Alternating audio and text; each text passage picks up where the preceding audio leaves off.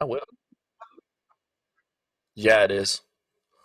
Um, did a little shout out to Manny and Danny. If you guys watch this later on, um, hope you enjoy that because you're famous. What? So we're jumping on into Pro Tools here, and I'm going to show some different ways of entering MIDI. Hi everyone. Hey Angie, how you doing? Welcome. Bienvenidos a nuestra clase, or Oh, however. feliz Cinco de Mayo. Thank you. Thank you. I'll take it. And feliz 6 de mayo también. How do Folks, you speak Spanish so well? uh, I, I only know a few things, and I try to say them with what I think is a fake TV Spanish newscaster accent. Somewhere Oh. from and DF, Distrito Federal, Oh. which I've only been to the capital once. It was pretty crazy place, pretty awesome. Um, so What is this? We just downloaded this or what? okay, so I'm in Pro Tools, but I just have the screen like only half and half. Okay, So where do we get the boom from? Do we have to download it? so let's go ahead and start from stage one here. Welcome to you, Angie, and welcome to you, Bill. Thanks for finding this link despite me trying to hide everything to make it impossible to get in here. You guys still did it. Brilliant scholars. I just opened Pro Tools, and what I'm going to be showing you is methods for entering MIDI. And so I'm going to go ahead and just remove this.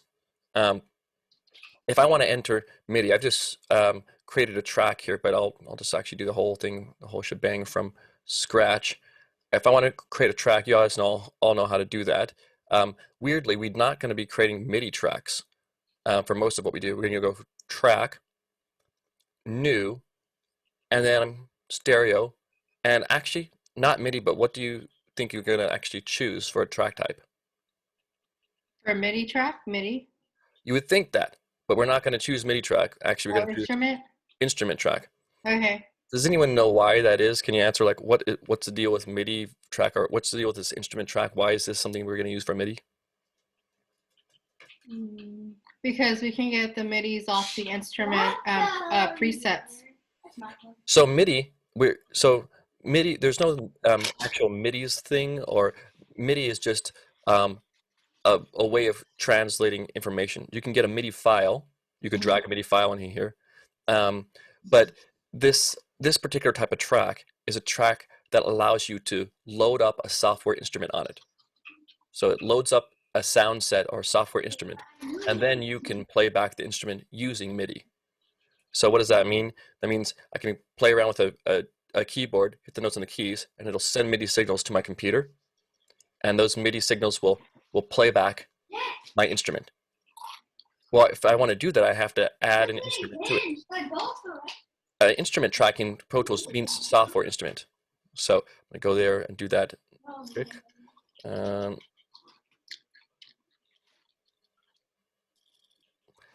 Click on, if you don't have it already showing you, you need to go to View, Edit Windows, and Inserts A to E. I also show this instruments one because it gives me some other things to view that can be helpful if you're routing things around in different ways. So I want to mainly make sure that I have this inserts showing, and then what I do, I insert an instrument. In this case, I'm inserting one of the ones that comes with Pro Tools called Boom. So if you have Pro Tools on your laptop, it includes Boom.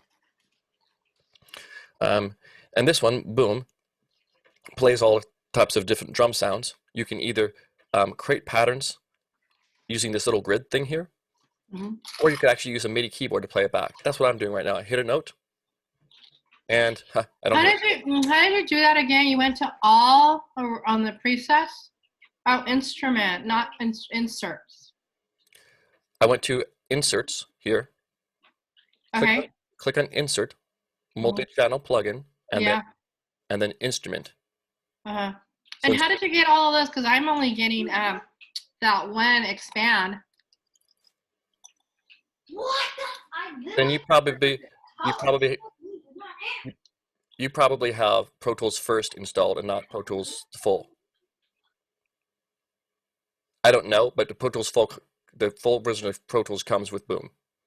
So probably it's So let's talk separately about that and figure that situation out. You probably just have Pro Tools first on there and not the full version of it, and in that case, it wouldn't have Boom on it.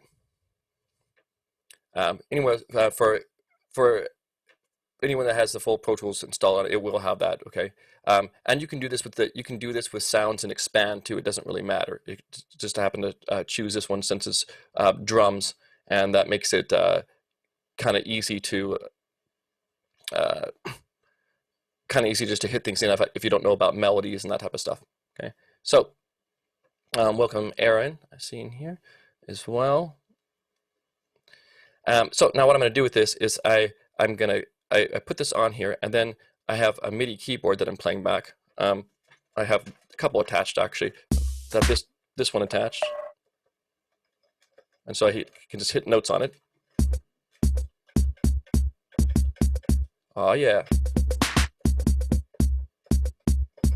So I can hit notes on there like that, and it'll record whatever I hit in there. What is it actually recording? It's just recording which key I pressed down on the keyboard and how long I held it down, kind of how fast I hit it. So it records what's called note on message. That's when I hit a note down, it's called note on. And records how fast I hit the note, which is called note velocity, the speed at which I hit my finger down. And that translates to how loud it makes the sound playback. In addition to the note on and note velocity, once I pull my finger off, it says, hey, you stopped playing the note. So it says note off. I'm going to do that real quick. I'm going to actually go to this transport. Transport is the thing on the bottom or the thing on the top up here that gives you options for rewinding and playing and that type of stuff. Okay, it's your playing mechanism. Yours may not show all this stuff, so I'm going to get rid of some of the stuff at the moment. Yours might look like this, or the top one might look like this. If we click on this little arrow and then click MIDI controls, it'll add this extra stuff that we can do. I'm going to do that. I'm going to get rid of this conductor person, which allows us to do some type of track that follows the tempo. And this little thing on here is a metronome. Really doesn't do us any good unless we have a click track though. So I'm going to go track and make a click track. And then whenever this metronome here is enabled, we have the click track on, it'll play a little click like this. The tempo's too fast for me, so I'm going to take this and drag it down.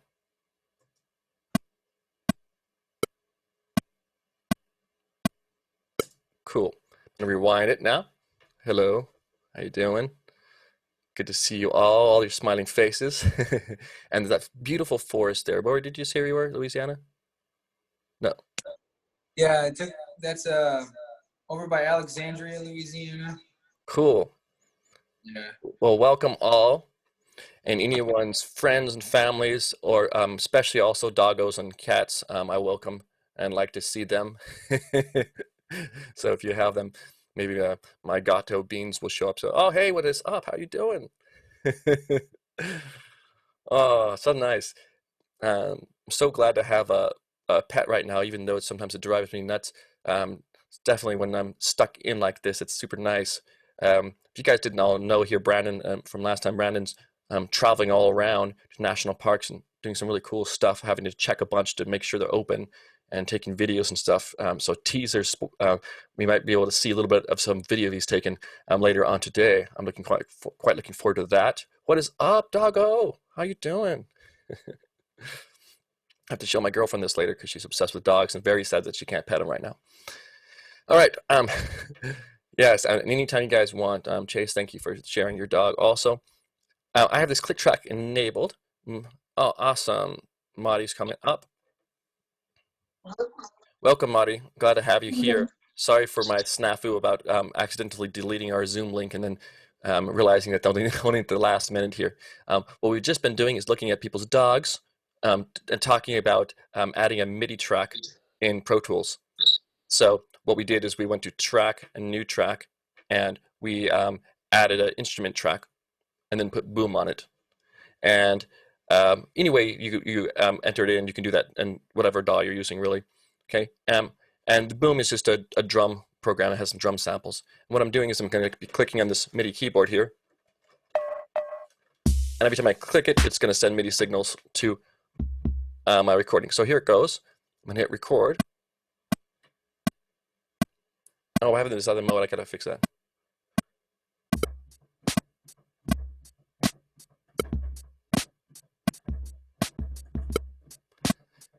So Does that automatically come with the Pro Tools? yes, it comes with a full version of Pro Tools, but not with Pro Tools first, I believe. We were talking about that earlier. I think Angie may have Pro Tools first, but the full version of Pro Tools has boom on it, and automatically comes with it. Oh, Tim, I just sent it to your email, a screenshot of my apps, and I have Pro Tools and Pro Tools first, and I have Pro Tools open, and it's still not coming up. I don't know what I'm doing wrong. So we can take a look at it. Again, so far as troubleshooting things go, there's a few people that need to troubleshoot stuff with me. I'm not going to be doing that in class, but before class is over, I'll be happy to set up a time with each of you. I think Madi needs some stuff messed with her computer, and you do too. So I'll set up a time with you. So at the end, I'm going to just message you on Canvas, and then I'd like to, or if you can just talk to me here, I'd like to set up a time with each of you to just personally work on those things, so we can make sure to get them fixed. For a moment, if you don't have boom or whatever else, just ignore the boom and think of putting on instead in multi-channel plugins, instrument, and you can do expand, because expand has sounds in there, including drums. Okay. So for the moment, just think of that. So I played in a performance of MIDI, and what is it? All it is every time I hit a key down, it sends a signal that says, I played a note right here. And when I play that note, it lasted from the left part of the note to the right part this long in time. That little horizontal dash just says, when did I start the note, and when did I end the note? The start of it is called note on, and the end of it is called note off. Okay, so I'm going to go ahead and Dude, chill out. where's the control? I'm going to go ahead and look at a couple of these notes. Dude! Can you go ahead and mute yourself? And Oh, yeah. so I have this note right here that I just clicked on. And what I'm going to do with it is I'm going to go to, you guys don't have to do this, but I'm going to go to this thing and say MIDI event list. And this MIDI event list, when I click on different notes, it highlights that note. Let's move out of the way here and do this.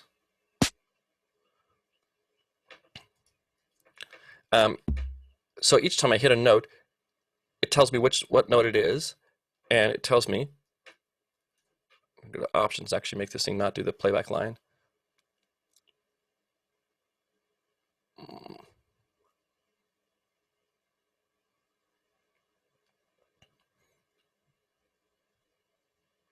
Just got past this thing.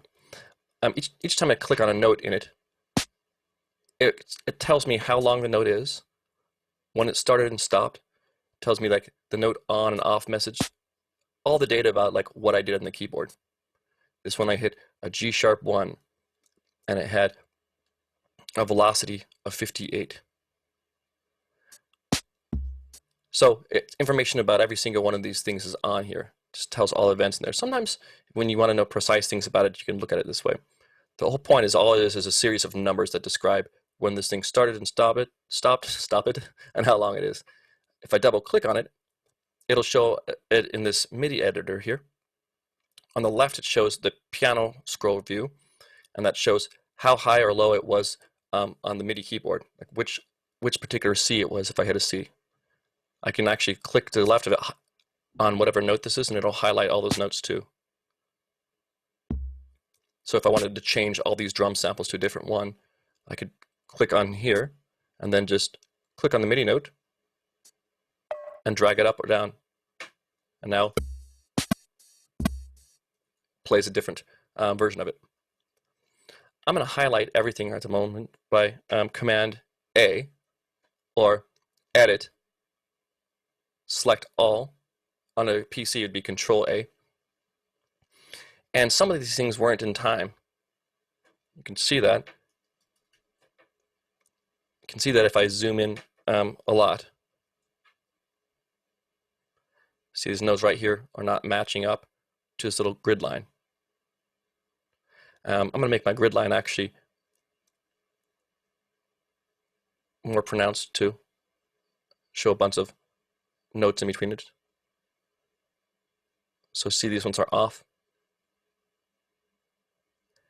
And once I've done that, I can tell it's off and not perfectly in time. I'm going to go to Event, Event Operations, and hit Quantize.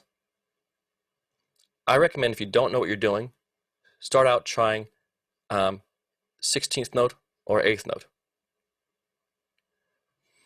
Does anyone know how they can tell which quantize setting they should use to fix things? Hey, Annie, welcome. Good to see you here. And I think everyone else I welcomed. If not, Bill, you're welcome. Maybe I didn't welcome you. I am sorry. But you're all welcome here. How can we tell what note we should quantize things to? What note style we should quantize things to? Anyone have a clue about that? Like if I just played a bunch of notes along with the metronome and I want to fix my timing, I need to do that somehow, but it can be hard at first or daunting to figure out, well, how do I even know the settings? So what I'm going to do is I'm going to say, if I'm listening to the metronome click going boop, boop, boop, boop, every time the metronome is clicking, it's clicking out what we call quarter notes. And that's these ones that's 1/4 note, it says there, quarter note.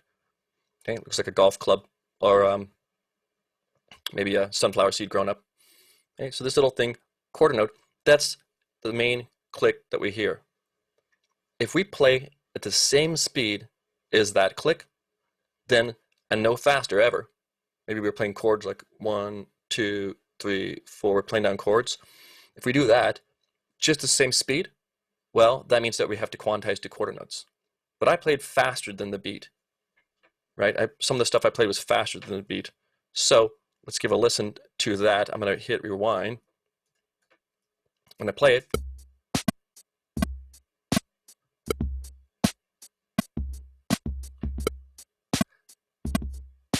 so the main speed I have is like this. The click is going beep, boop, boop, boop, beep, boop, boop. But my other hand though, my other hand is going bump, bump, bump, bump.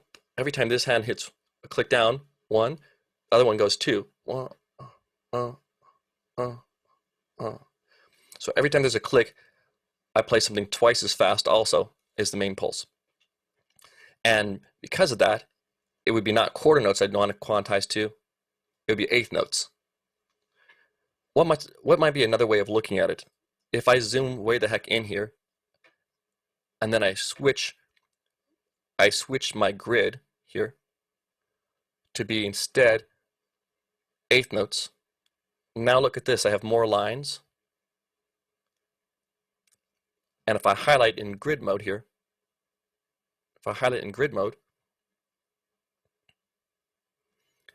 each of these squares that I move past, rectangles, sorry about that. Each of these rectangles that I move past when I use this highlighter tool, each one of these grids parts is an 8th note long. And look at my notes here. Well, they didn't quite get on, did they? But they're kind of close. There's a note here, note here, note here, and note here. And they're kind of near the lines. This one's like the line's right in the middle of it. It should be over a bit. It should be over like this one. This one's almost spot on, but this one's not. So I need to fix them. But I even have faster notes than that too. Check out these little ones. These little ones, there's 2 of them that happens in one rectangle. Let's zoom in on that. 2 of them happen in one rectangle. So does anyone know what that would mean? If each of these little things is an 8th note long, each of these rectangles is an 8th note long, but sometimes I have 2 note events that occur within 1/8 note, how fast would these be? Also, if there was 2 cars going down the freeway, one car was at 65 miles per hour, and the other car was 72 miles an hour. One car drove for 5 minutes, and the other car drove for half that amount. Where would the cars be? Questions that we're all wondering, right, folks? Just wondering about those. No, but if we have an eighth note here. Any mathematicians, musicians here that know about counting? What would we have this length here? I would normally not ask questions about math and stuff, folks, but if you don't know how to do this, you'll never be able to fix your timing. 16. 16. So this one's an eighth note. Half of an eighth is a 16th. The number gets bigger, but think about it, right? Okay, I know we're all adults here, but that, or mostly, but what that means is we probably haven't had math for ages. Okay, I had to relearn some math when I took the GRE, so I'm like, oh, took a break from school, came back, I'm like, oh God, math stuff that I don't remember. It wasn't that bad actually for me because I kind of like it. But you take a pizza and divide it up into a bunch of parts. Okay, what happens if you cut a pizza in half? You don't have 2 pizzas, right? Half as much. You have a whole pizza. You have lots of kids. Okay, you got 3 kids and you. Well, now you only get 1/4 of the piece because you got to cut a piece for each person, right? And what happens? The more you cut up the pizza into more parts, the smaller the parts get, right? So that's what happens with our notes. We have a whole note, takes up the whole measure. If you have a 16th note, this 16th note actually divides up our measure into 1, 2, 3, 4, 5, 6, 7, 8, 9, 10, 11, 12, 13, 14, 15, 16 parts. And so a lot of musicians use things called step sequencers. They put little steps of notes and stuff in where they automatically divide, like this boom does. They divide a musical measure into 16 parts. And you can just click in here in different parts and kind of program in your drums. We'll look at that a little bit later. But the musical measure can be divided up into as many parts as you want. People usually divide it up into quarters and then sometimes 8th and 16th notes. This is an 8th note right here, and I've divided it into 2 parts. So I really need to quantize at 16th notes because my the drums that I hit, they get down to the 8th note level, like this. Da, da, da. These ones on top are 8th notes. It doesn't matter how long they get cut off here. It's just how long before I hit another one. How long before each note on messages. Okay. So now I'm going to look like this. I'm going to say grid and go to 16th note. Now that it's on 16th note, look at this. Now I can see where these ones fit in. That's how long they are. 16th note from here to here. Was it in time? No. So I'm going to click on it now and finally do the thing I was going to do, which is go to event operations and quantize. Event operations, quantize. Or you can also hit on the PC, Alt 0, or on the Mac, you can hit Option 0.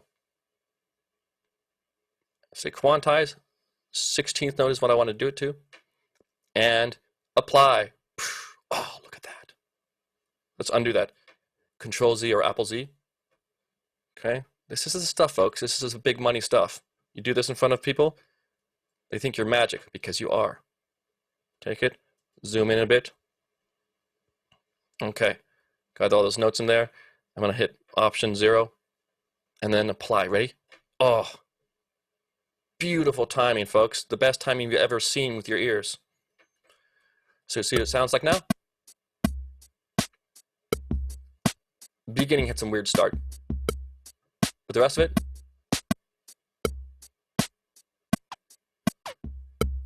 super on. Not because I played it like that, right? But because Quantize fixed it. Okay? So I go back. That was recording in real time. But how many of you guys, and you go ahead and you can unmute yourself and speak onto it too. How many of you all have a MIDI keyboard? I assume many of us don't. Oh yeah, Bill? I was guessing you probably did. Okay, and you do too, Brandon? Angie, do you have a MIDI keyboard? I do, but I never tried. Okay, MIDI keyboard. Madi, you have one too? Cool. How about Chase, Ray, Annie, Aaron? I do not. Okay. So if you don't have one, there's other ways of entering MIDI notes. And you may have done that too, but Chase, I think, were you using some other programs too? Were you using FL or something like that too? I was using Logic. Logic, okay. And have you entered notes in it by like clicking notes in with the mouse and stuff? Yeah, they have like painter tools and like brush tools and a bunch of stuff. Okay. So there's ways of doing that, of course, in Pro Tools too. But some DAWs vary on what they have for those tools for entering MIDI. So I'm going to go ahead and create another track, just a new instrument track.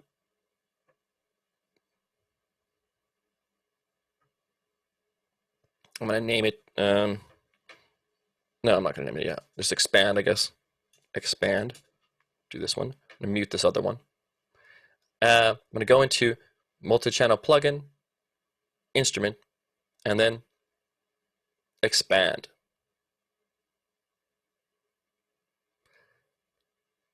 Beneath the waves. Oops, record enable.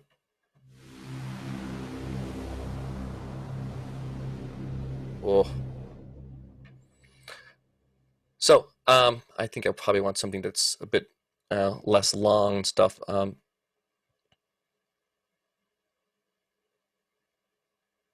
on. Gospel organ.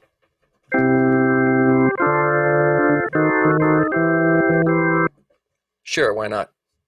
Now, I don't have a MIDI keyboard. How would I be able to play this thing? Well, it turns out that Pro Tools doesn't have a little virtual keyboard that it comes with.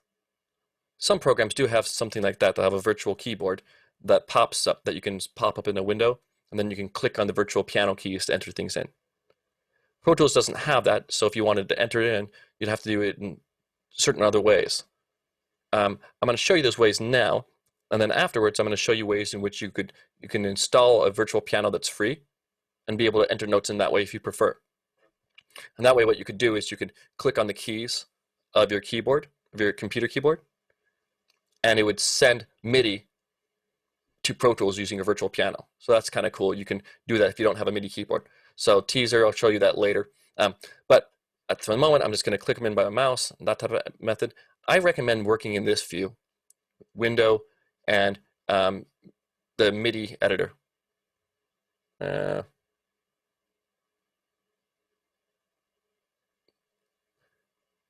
can go into here. I'm going to click on, I'm on the drums here. Click on expand here. What is it doing with this?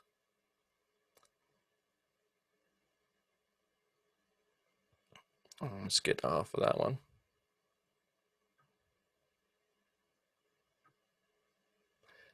So if I double click anywhere, it'll create a note. That's all I have to do in this editor. I don't even have to play anything in. I can just go to wherever I want, double click. Now notice this beautiful thing. Oh, God, this beautiful note. These notes here that I click in, it's going to have a fixed loudness to it. Let me see here, people in chat. I don't have one, but I have access to it at the moment. 16th. Awesome. Got to make sure I have this chat pinned better. So each of these, when I click it in, it actually clicks onto the grid. If I just double click it in, and it clicks onto the grid at whatever grid mode I have it set it at. So it's clicking at 16th notes. But I could do this. I could do quarter note. And now when I click something in, oh, no, hit the wrong part of it. When I click in, it'll make quarter notes. So here you can see measure 2, 1, 2, 3, 4.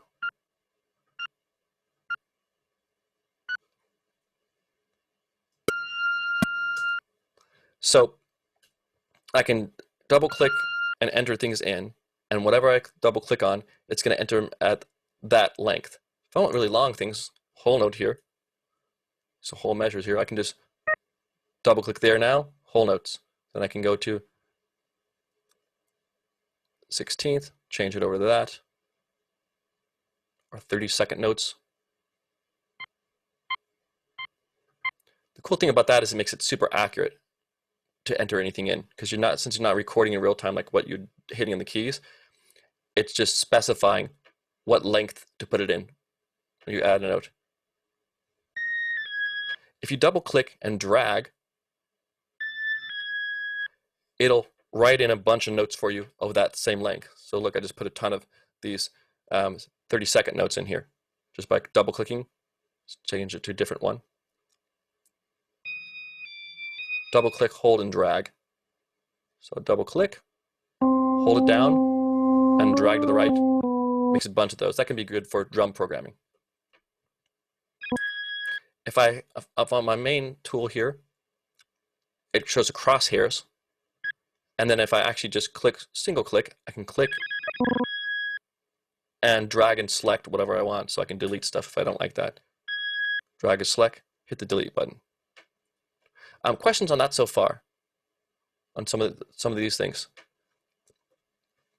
Double click to add a note, whatever the grid mode is, it'll enter that type, and I can click and drag to select things and delete them. So what about velocity? If I want to make things different levels of loudness, this might not be showing by default. So what I can do then is on the bottom here, very bottom, there's a little black line or grayish line that goes down. If I double click on it, it makes this other information panel. So I'm going to put a note in. And now in this informational panel, it says velocity here at top. Velocity is how hard I push things down. Well, it doesn't measure that when I'm just clicking with the mouse. So it gives us an automatic value of here, it looks like 80. I can take it though, and I can drag it up and down. So if I wanted a softer or louder note,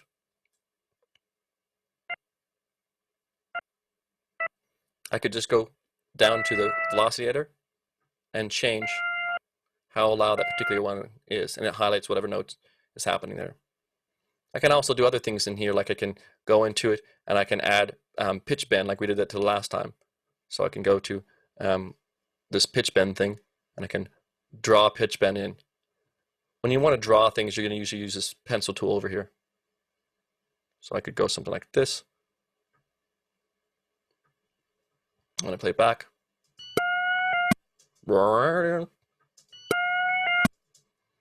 Go ahead and delete this pitch bend stuff. I don't actually want it in there.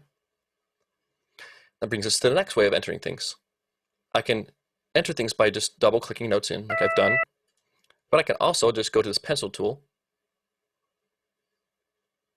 and it shows a little pencil here, and I can just click. And here's a single click. Also, if I click and drag, it'll make it like a long note.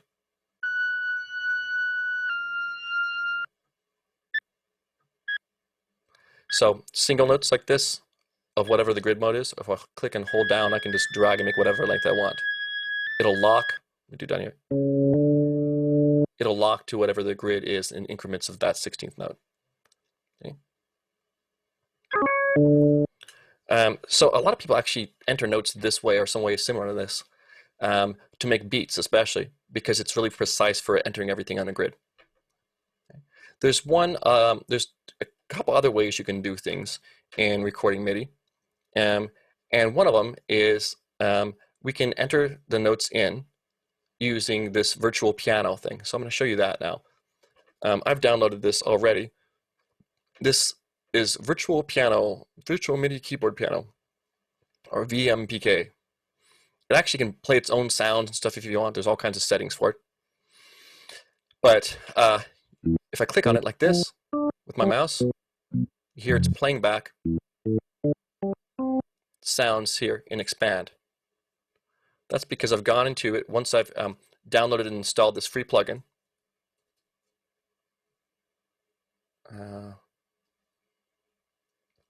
You can go to this page, and I'll paste this in the comments here, but it's also going to be on your assignment.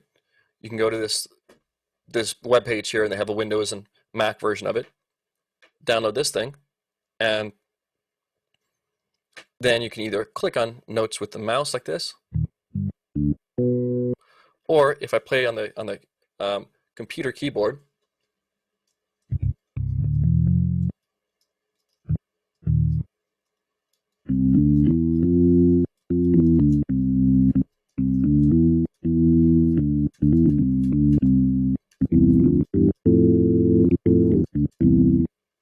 you can play piano using your computer's keyboard. So that way you can do it in real time. That was super low sounding, right? Yes, Tim. Super low sounding. So what I'm going to do is I'm going to say, it says transpose, and it says bass octave. Let's see.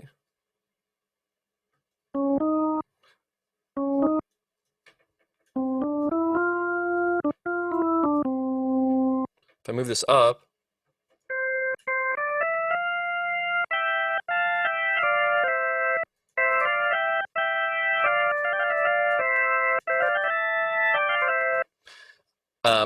every time I move it up, it transposes or moves the starting point of the MIDI notes to be higher. And then I can even play.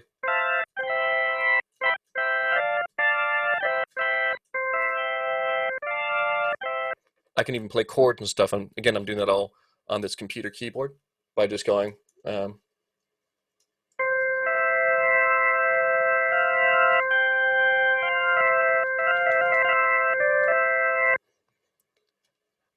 Then if I hit record,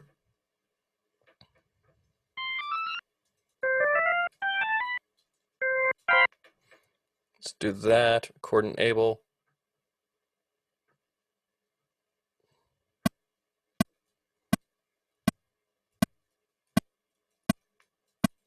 Oops, where's my keyboard?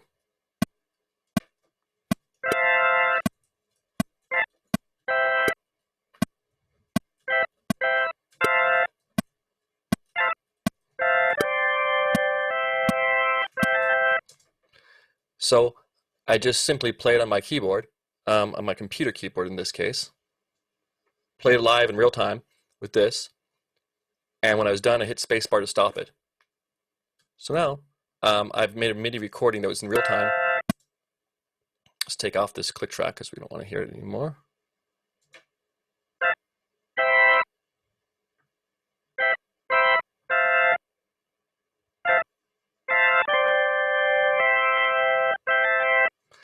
So with MIDI, right, I'm not actually recording any sound. All I'm recording is what I typed in on my computer keyboard in this case, or what I type on my MIDI keyboard. It's just recording messages about which sound, which things I pushed down for note on, and when I took them off for note off. Because of that, I can change the sounds if I don't like what I want. Right? If I don't like what I have, I can say, I don't like what I originally had. I don't like this gospel piano sound. So I'm going to go ahead and click over to some other sound and have this jazz percussive, whatever that is. I'm going to turn the sound down a little bit.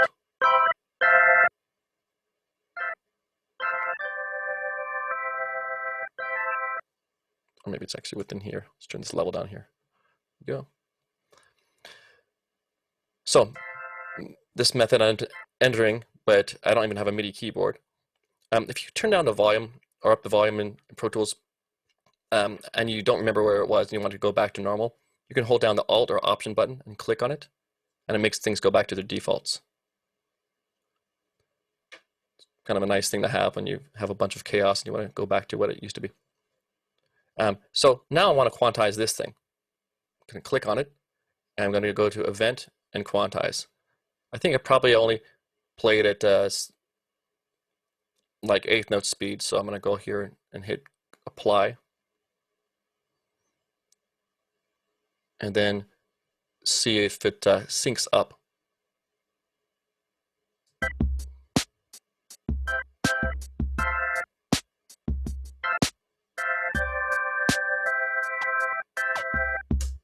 So now everything, all that awesome, is completely synced perfectly in time because of the wonderful Quantize saving us all. So methods we entered in, we used double clicking with the mouse.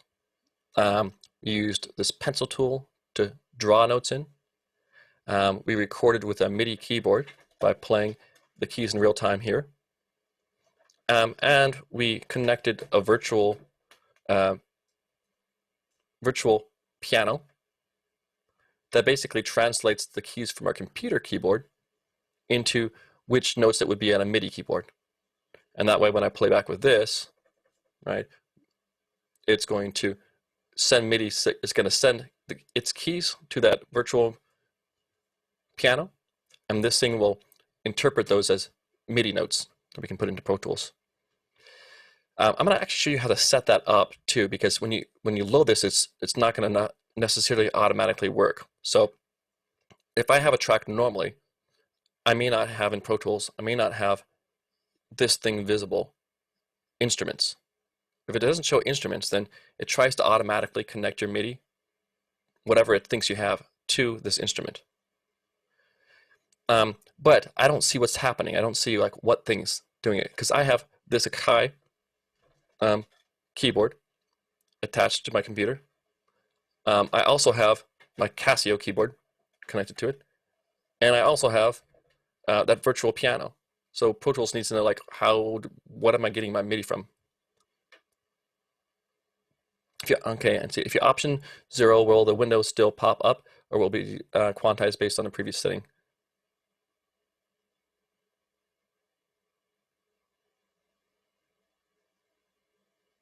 Oh, okay.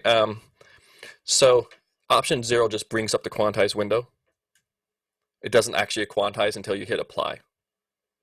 And it stays at the previous setting that you had. So if I wanted to do that, I could switch it, but it doesn't automatically apply. Does that answer your question?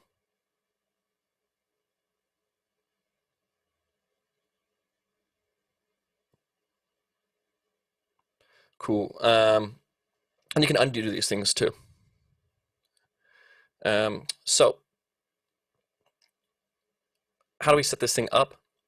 We go to View, and we make sure the edit window shows us not only the things we had before, but also we want to do this, instruments.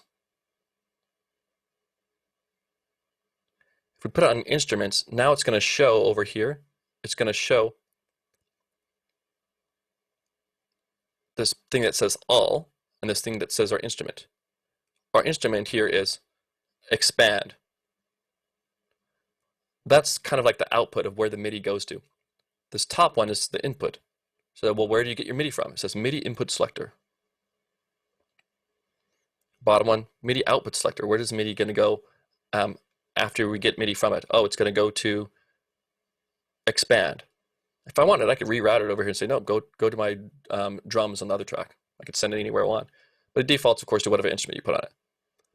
How do I get MIDI to come in then from this other program I loaded? I could click on either all, which is probably going to put it on there, or if it's not working, go to where it says predefine and pick the instrument you want. I could pick it to come from my Casio, from my my little Akai keyboard I showed you, or the output of this VMPK, which is this virtual MIDI piano keyboard. That's this thing. So I say, nope, I want this VMPK thing. Now, since mine says all, okay, and it defaults to that, and it probably will work. Since mine says all, that means anything I hit, any one of these keyboards I hit, it's going to accept MIDI in and send that MIDI to this expand plugin. And the MIDI will trigger the sounds that are loaded up in this thing. So if it doesn't work, though, go to, because this sometimes doesn't work or recognize your stuff immediately when you're working in Pro Tools if you just added some new thing or something. So in that case, you go to View, Edit Window Shows, Instruments, and in the instrument input, select your MIDI source. Does anyone know what channel you should use when you're going to select what channel you're getting the MIDI from? Because look at this, it shows in MIDI, it shows this Casio keyboard, 16 different channels. 16 channels for this MPK Mini, and 16 channels for this VMPK software virtual piano. So how do you know what channel to use for MIDI? Anyone have a clue about that? It's kind of like channels like you have on your mixer, right? It has different channels you could send MIDI on. What do you think, brave souls, intrepid students, what do you think would be the channel that it would default to sending on?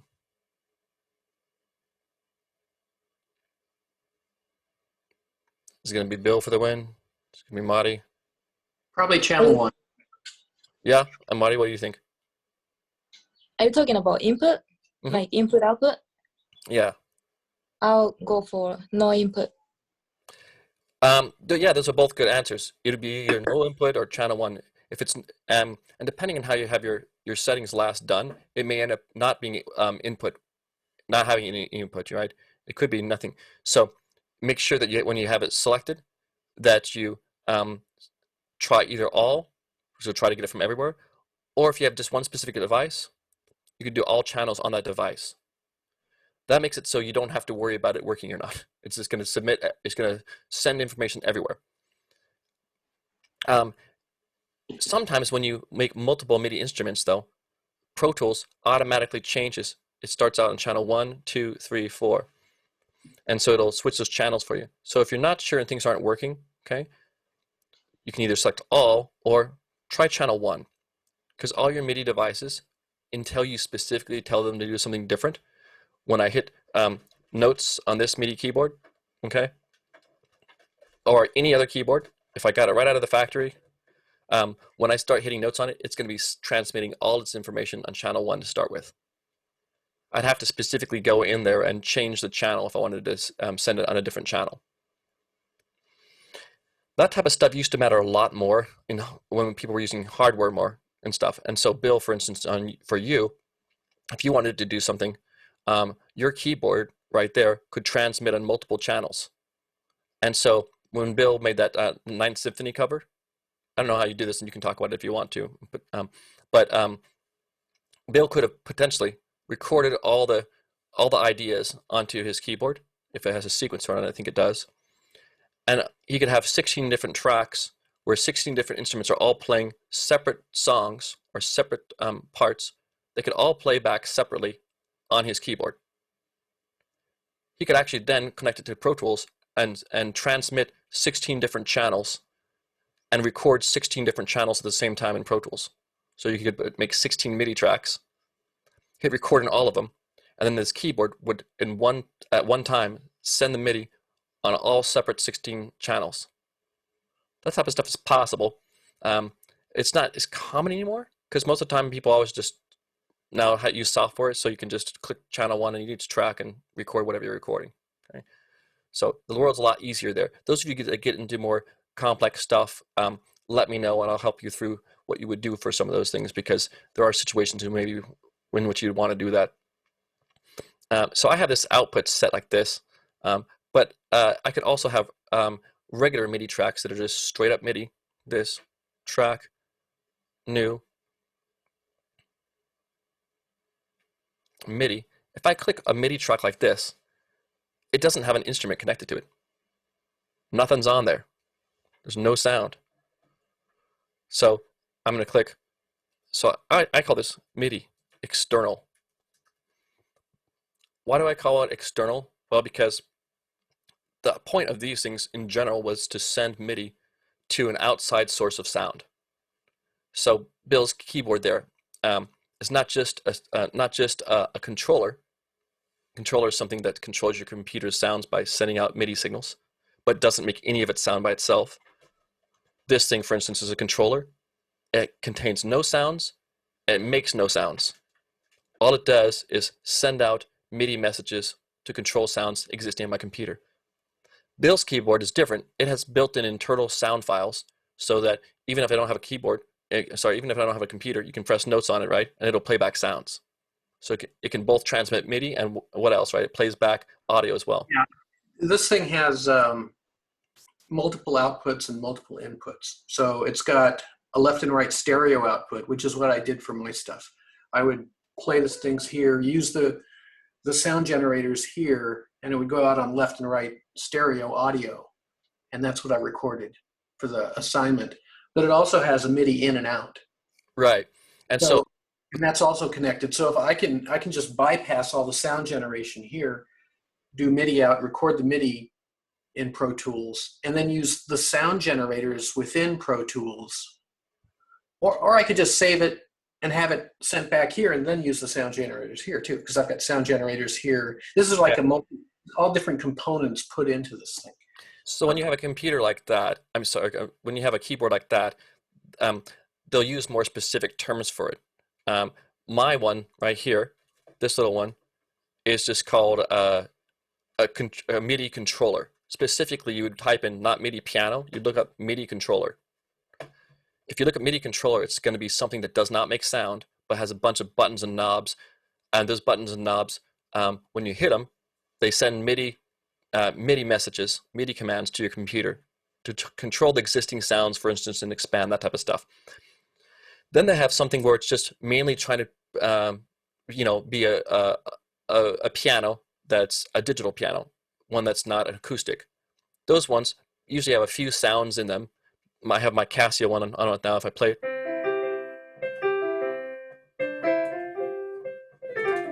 so there's the sound of my Casio one. It's not on my computer. That sound was coming out of its speakers and maybe coming to the microphone just a bit. So those they call digital pianos. They would call what Bill has either a synthesizer, or even more likely they'd call it a workstation keyboard. There's names when you have something that can record onto it like that, record multiple tracks and do editing and a bunch of other stuff. They'll either call it a keyboard sequencer or they call it a workstation. Workstation implies that it's basically essentially like a computer itself. And not only can you play sounds back on the keyboard, but you can record everything you do internally to the keyboard and edit the tracks and all that stuff. I'm not sure if yours has that too. Does it have the editing and recording internally features?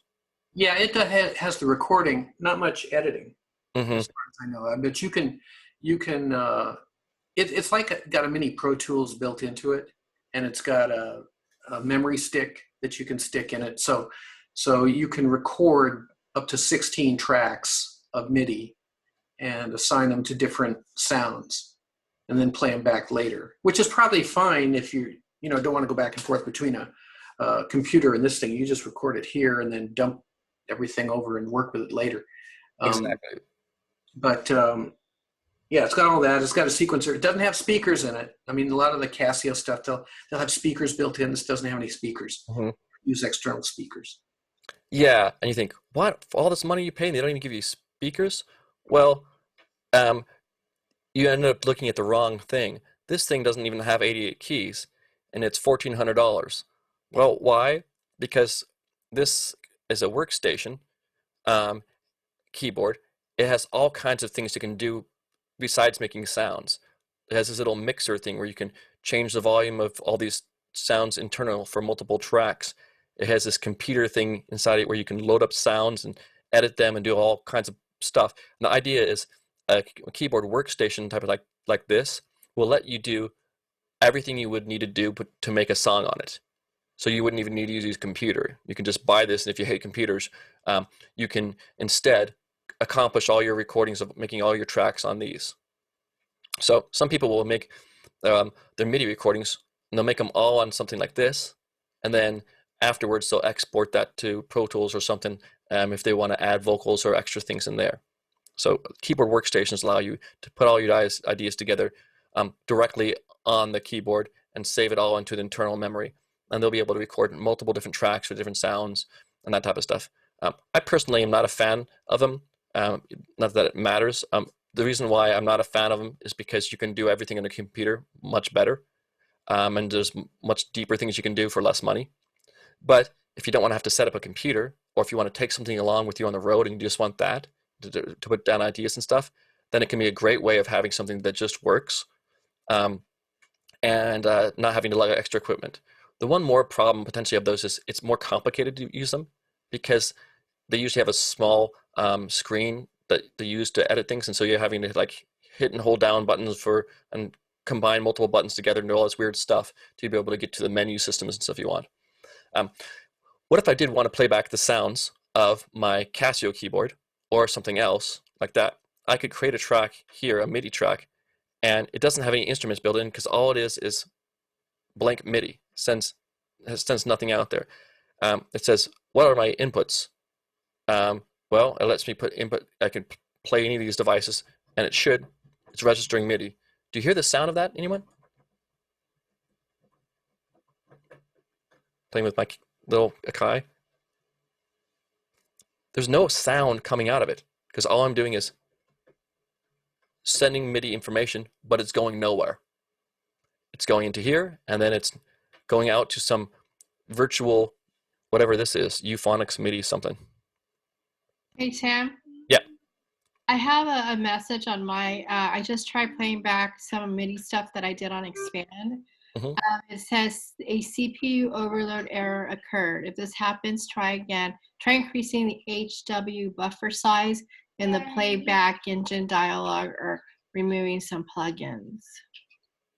Yeah, so go to Setup, Playback Engine, Okay, and then go to where? Setup, playback But- engine. and go to where it says HW, which is hardware buffer size, Where does this say HW buffer size? Okay.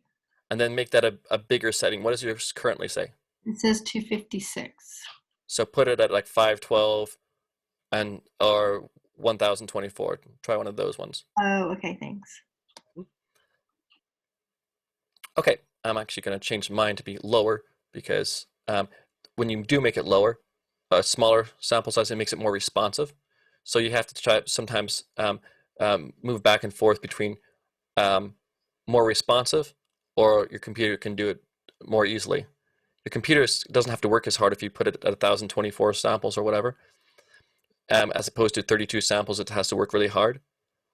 But if you put it at a smaller sample size, then it takes less time for your computer to react to what you're hitting on the keyboard. So it'll start to feel like spongy, or like your fingers aren't really attached to the sound so much if you put it in too big of a setting. What can you do if you're on a PC and you don't have an audio interface plugged in? If you have it on a PC and you don't have an audio interface, like a separate external audio interface, it can sometimes make it laggy when you're trying to play back sounds. And so for that, what you should probably do is download this plugin, ASIO for All.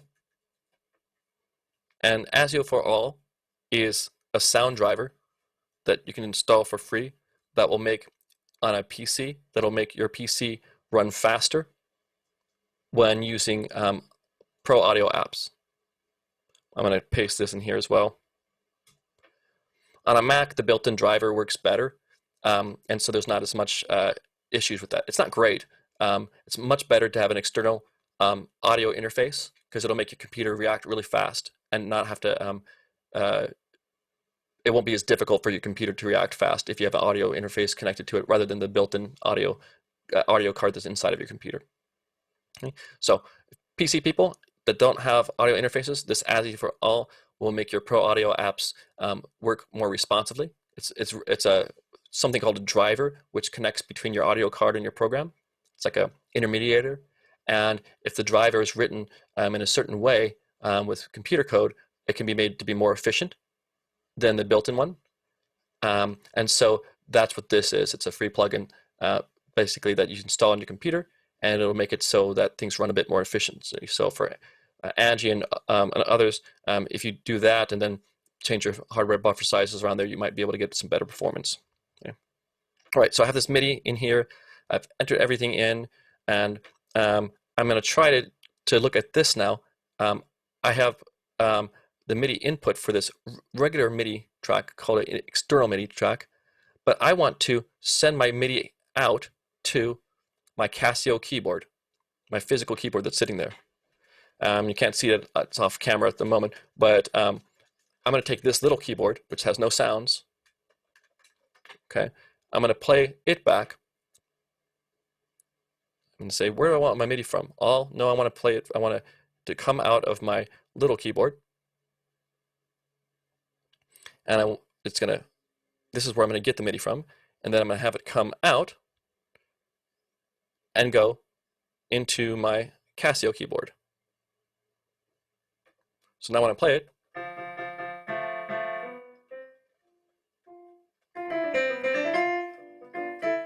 There's no sounds on this computer. I mean, sorry, on this keyboard, but it's sending MIDI to my other keyboard to play it back.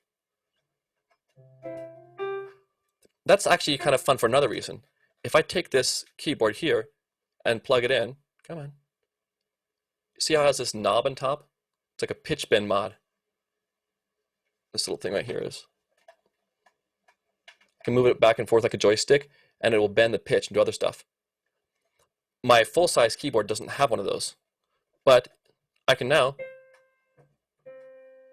I can send that information from my little mini keyboard to the notes of my big keyboard, or I can send out other types of signals. I can combine MIDI keyboards together and use all the functions of each of them.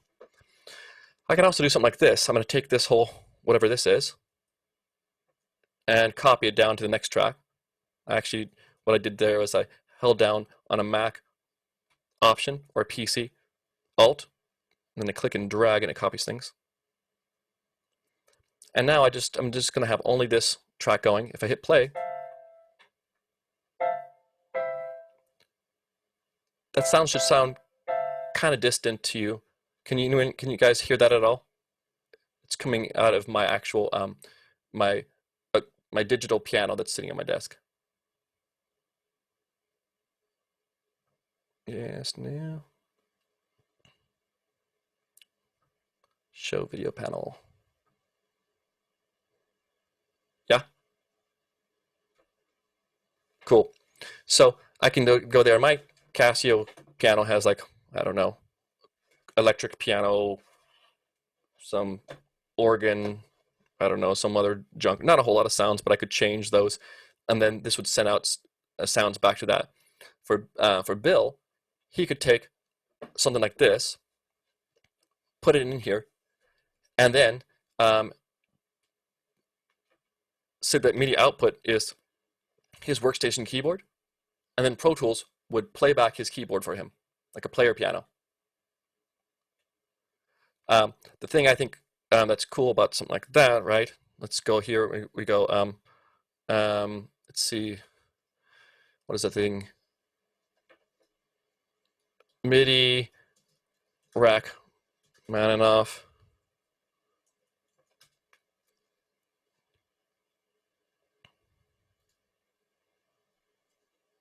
Go to some place like this. Okay. MIDI world. Let's see. Great. So I want some MIDI files. Please install Flash. Maybe not. Let's see.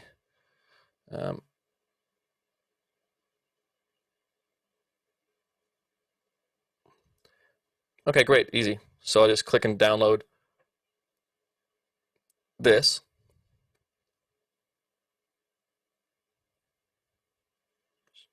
Come on. Show in Finder. Or not. Finder's wigging out or something. Oh, there it is. Okay. I'm going to delete this from Pro Tools. Click delete. Drag Rachmaninoff something into here. And now put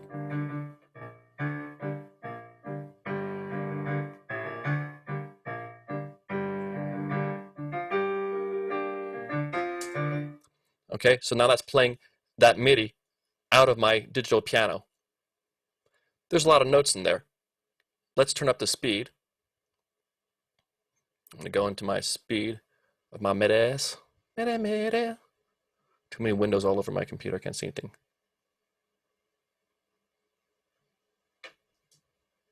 Now.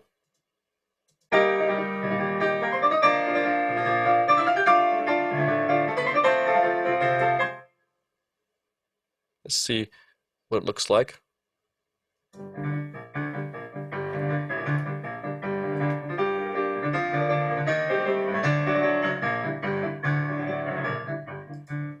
Where's the follow thing? Do that piano thing. Yeah, so.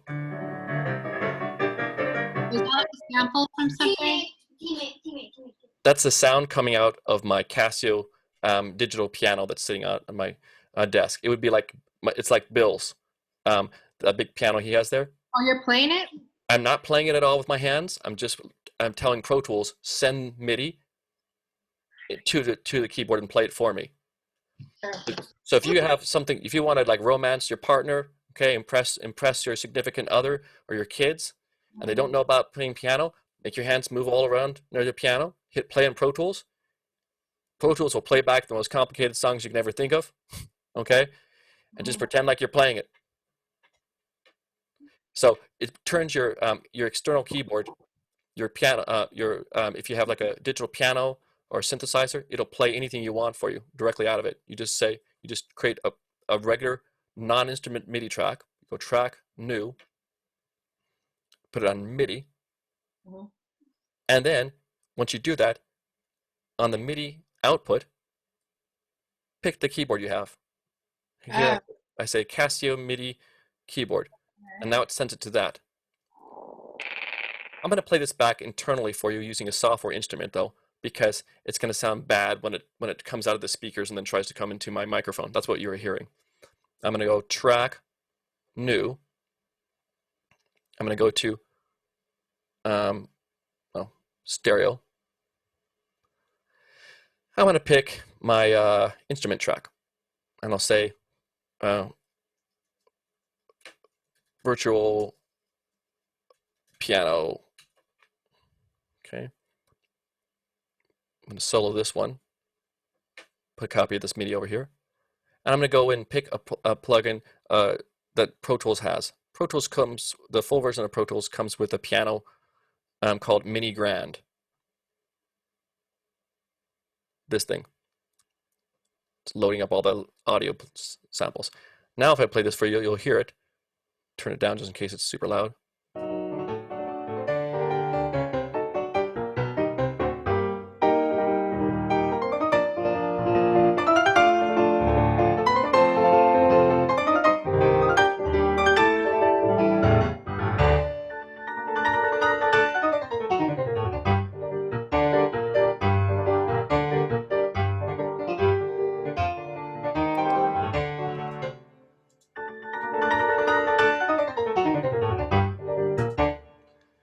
So a more impressive, MIDI recording. There's a lot of notes being played. Okay, I got a question for you. How many different, you pulled off Rachmaninoff off the internet, okay, which is nice, but how many other different kinds of MIDI files are there? Do you get jazz? Do you get other composers, Beethoven? Can you just pick up anything? Because, you could just play your own stuff as a player piano, or if you wanted to submit something for assignment, you could go and grab something that's already been played, make a loop out of a particular measure by cutting and pasting, and then you get some real instrument tracks, and you can add some other stuff too. But for the difficult musical part, you could just go on the web and grab something out. Totally true. Not only you can, but I suggest it for you in my project. Oh, so let's use it as a segue then. So what do we have to do then for Tim, and how can we make stuff? First of all, let's go over to here. Let's go over to modules and something like that. And if we go down to our current thing, we had the MIDI various videos to watch and stuff. Now we have up here MIDI skills 1, record and quantize. And the individual project. Actually, just put that back on here. Somehow got that off. Okay. If I click on MIDI Skills 1, which will be due next Thursday, what you're going to have to do is record some MIDI into the computer in one of the ways I showed you, and then quantize it.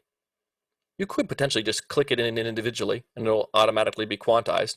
But if you record it in real time using a MIDI keyboard, or by clicking the notes in, playing the notes in with like the computer keyboard and this virtual MIDI piano we have on the screen, you could play in real time there, like a real time recording performance, and then you can quantize it that way.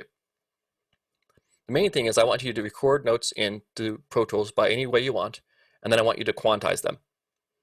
Once you've done that, it doesn't need to be beautiful or anything. It just needs to be in time. Once you've done that, I'll have you zip up your Pro Tools session folder and send that to me in the assignment. So if you look up here, there's a little thing here that says you can go to Dropbox and click on here and upload it just like you do your project. Okay. So that's so you can turn it in. What I'll do then is I'll look at your assignment to see that things are locked to the grid for quantizing. If they're not, I'll tell you to do it again or fix something, and then you can get full credit if you have some issues. I've also put this on here, a link to the virtual piano to download, so that if you want, you can download that and record some stuff in real time. Okay, so that's for next Thursday. And we can talk about that more if you have questions, but first read through the instructions because they're pretty precise in telling you the things to do. Okay, so you can use this pencil tool, you can double click the mouse, you can do whatever else, these various ways of entering MIDI notes. How long does it have to be? Doesn't matter. It can be just, a measure or two long, 5 seconds long or something. This is just getting you to test out how to make MIDI go into the computer and quantize it. So any basic questions about that at the moment?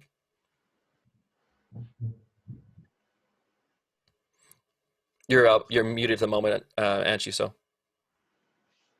When you're in the event operations, and you go into your quantize, and there's like a couple of things. There's quantize and input quantize. Yep. Is there a certain order you have to do it in? You want quantize. Input quantize is, you just want the basic quantize, not the input one. So we go to this event operations, and quantize this top one. Okay. No other specific one. Input quantize is different. Okay. Input quantize means as you play it, it's going to automatically quantize it for you. Mm-hmm. So if you change the notes to 116 and you all you have to do is apply. Yep. And if you don't like it, you can go to edit, undo. So if you quantize it and you think, oh, maybe 16s didn't work right, then you can go edit, undo, and try to quantize it at eighths or something else. Okay, sounds good. Yeah, so give that a shot. Just in case you guys want to experiment with this, what Angie brought up is input quantize, okay? Event operations and input quantize. If I want, on my tracks too, I can hit input quantize, and what that will do is if I do a setting here, then when I'm playing actually in real time, as I play, it will try to correct all my notes for me. That's not a good idea usually unless you know what you're doing, but you can try it later on if you want. You can also show that in your track view. So let's see, what's my track? I think it's in here actually. Animated face.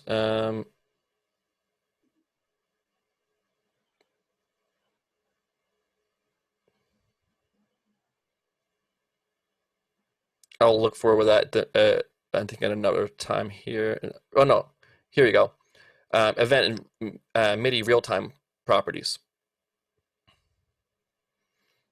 If you want and you enable real-time properties, you can say quantize things automatically, and then as you play, it will quantize when you play. So I can play on the keyboard along with the metronome or whatever I want, and it will try to quantize everything for me as I play it. I can also do things like have it mess with the durations or mess with the velocity of what I'm doing or transpose things up to a different key. So if I don't know how to play in, A flat major, I only know how to play in C, I can say transpose and tell it how much I want to transpose it by. Then when I play with only white keys, it'll play in a different key for me, maybe one that matches my voice better or something. So okay. for those, yeah. Can I ask you a question? I know in FL Studio there's a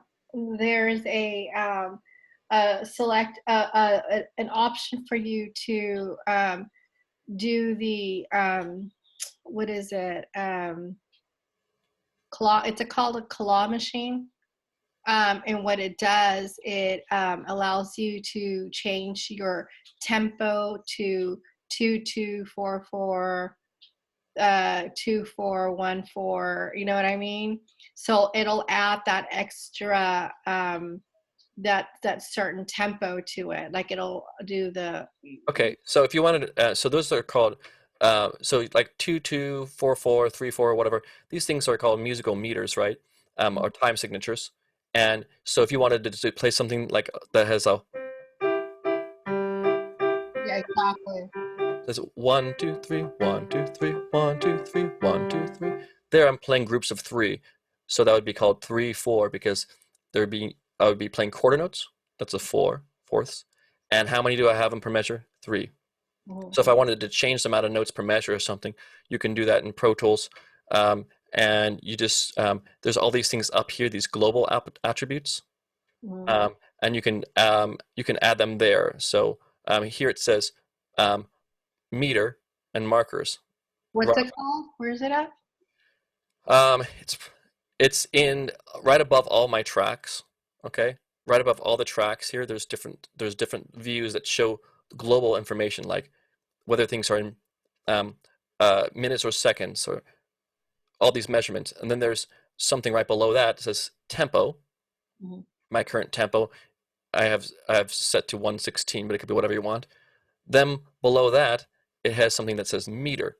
Meter is like my time signature. Currently up here it says 4/4, but I could click on here and add, and it says it's the wrong one actually. Oh, I see. Meter 4/4.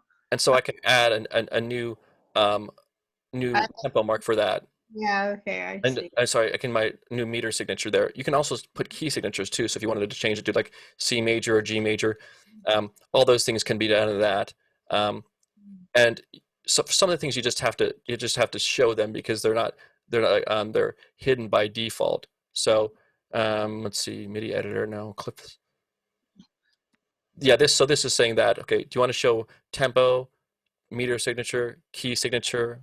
Oh yeah. Now put key signature potentially there. It says C major, but I could change this to something else in here. So they give you a lot of possibilities. You can even show a chord track that shows you what chords you're on and stuff like that. So, Oh, okay. yep.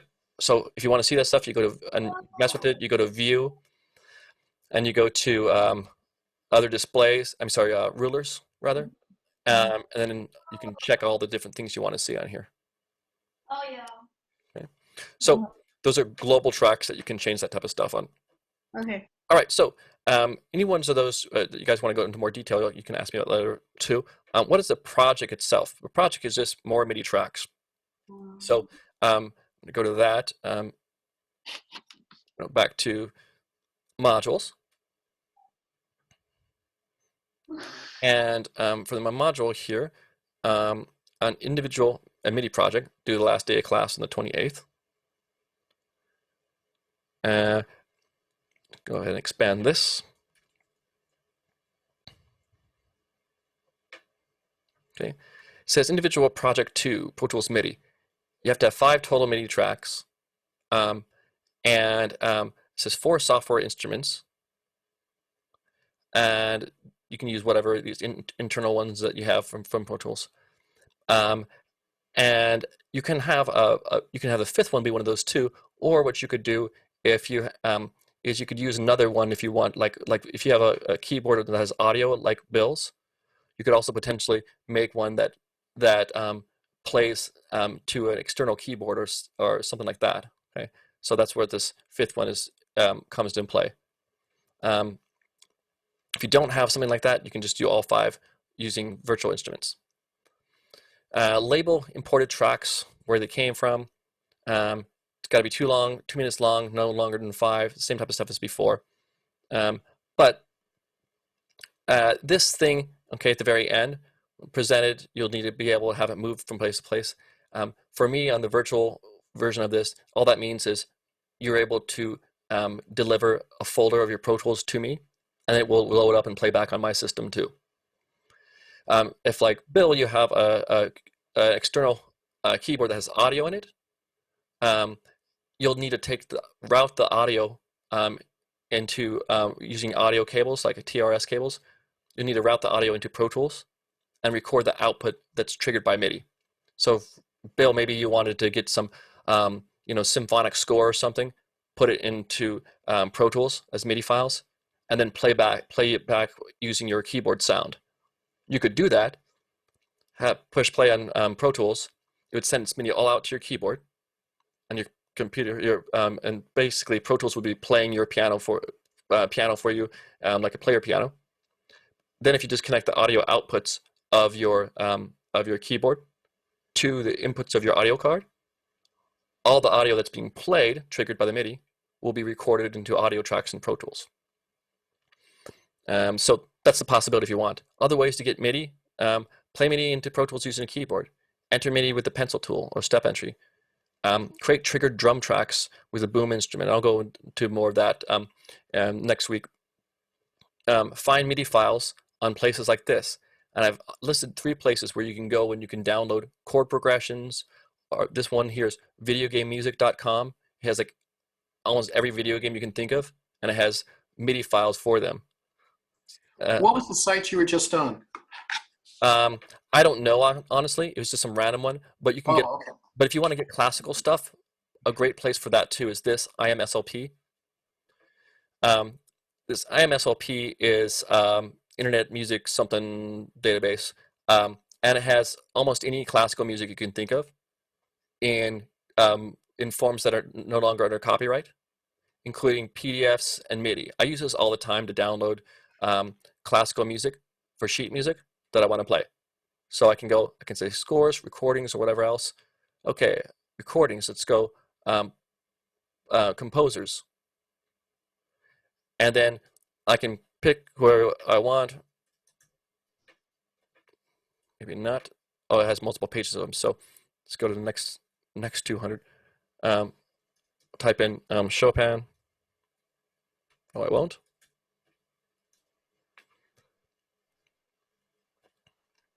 And then it'll have all these works of his. It should have them in some of the. They won't necessarily all be here, but they'll be like. Some of them will be like MIDI files, and some of them will be audio files. Show works by type. Okay. External links. See also no.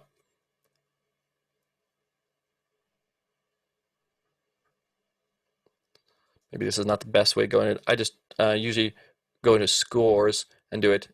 They've changed some things on here, but you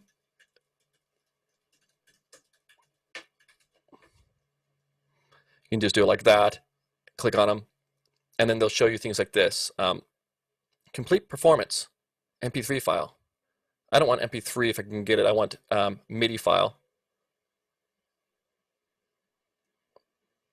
Here's a PDF of the scores. And I'll maybe type in here, MIDI. Oh, synthesize, great. MIDI, I didn't see that there. So some of these are a little bit lying to you. It's saying it's MIDI, but there was a MIDI file that they converted into something. Here is the file itself. All right, MID file. So I can take this one and download it. Hit the wrong button. And download that using the actual down button.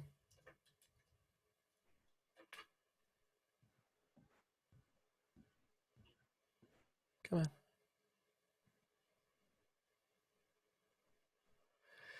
I want to do that. I can drag it into Pro Tools. If you just type into the browser, classical piano songs MIDI, something like that too, you'll be able to find all kinds of places. PianoMIDI.com, something like this. They'll list out all these composers and stuff here too. You can go to Franz Liszt, find something in there, and it has just find the one that says MIDI format.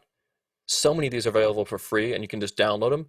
And if you just want something super cool to listen to and kind of see the notes of them too, you can download them, import it in Pro Tools, and put it in the score view of it, and just watch and listen to them play back on your instrument. Most of these, are these actually like performances, or are they computer generated and already quantized? So most of these are performances that people did playing their keyboards and recorded it into a program like Pro Tools. So they're not really strict time then. It can be. Yeah. So you don't know. You don't honestly know. Many times they won't be. Sometimes they can be though. They can be. You just don't know what you're getting necessarily. They're all over the place. The majority of them, though, that you get for these classical performances are people like grad students that are piano performance majors, and they'll perform this on their digital piano and record the track as a MIDI track. So yeah, there's just tons and tons of stuff, as you can see out there. The other ones that I put out there for you to show were where is this?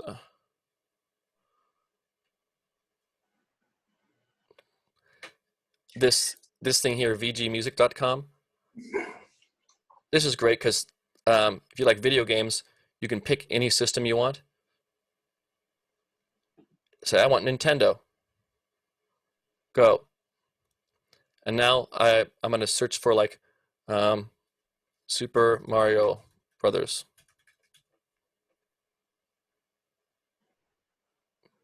Maybe that's not the wrong thing. It's not searching on the page. It's a Google search. Okay. I'll just do that for here. Super Mario. And I can find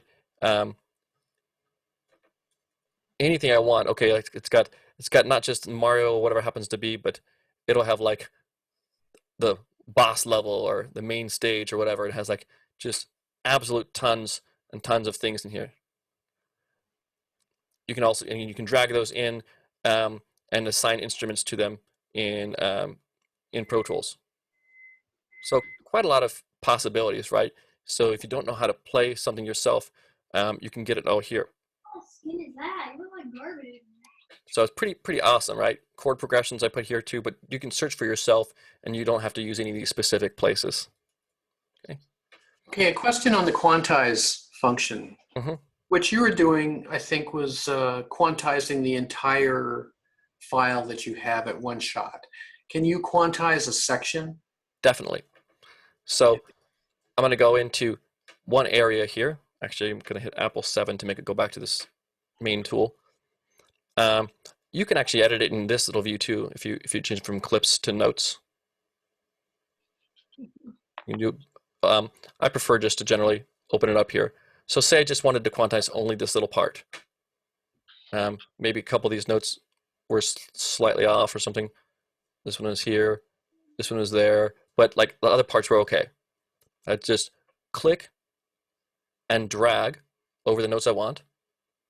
And then I go option 0 or event operations, quantize. That's Thurs. And then I say quantize this particular area. And now whatever's highlighted quantizes. Okay. It's Tim. Yeah. One question. Like on the event operations, like if I wanted to transpose things to the right or left, can I do that on that? Because it just seems like it's going up and down, like different octaves instead of side to side. So what do you want to change the timing in it? Is that what you're saying? No, I want to move stuff from side to side. Yeah, okay. So if you move stuff from side to side, I think what you mean is doing this. Yeah? Yeah, like highlight something and move it over. Yeah, so you can just drag selected, highlight, and then if you just click and drag to the right or left, it'll move it from place to place. Ooh, that's what I got. If you just do what?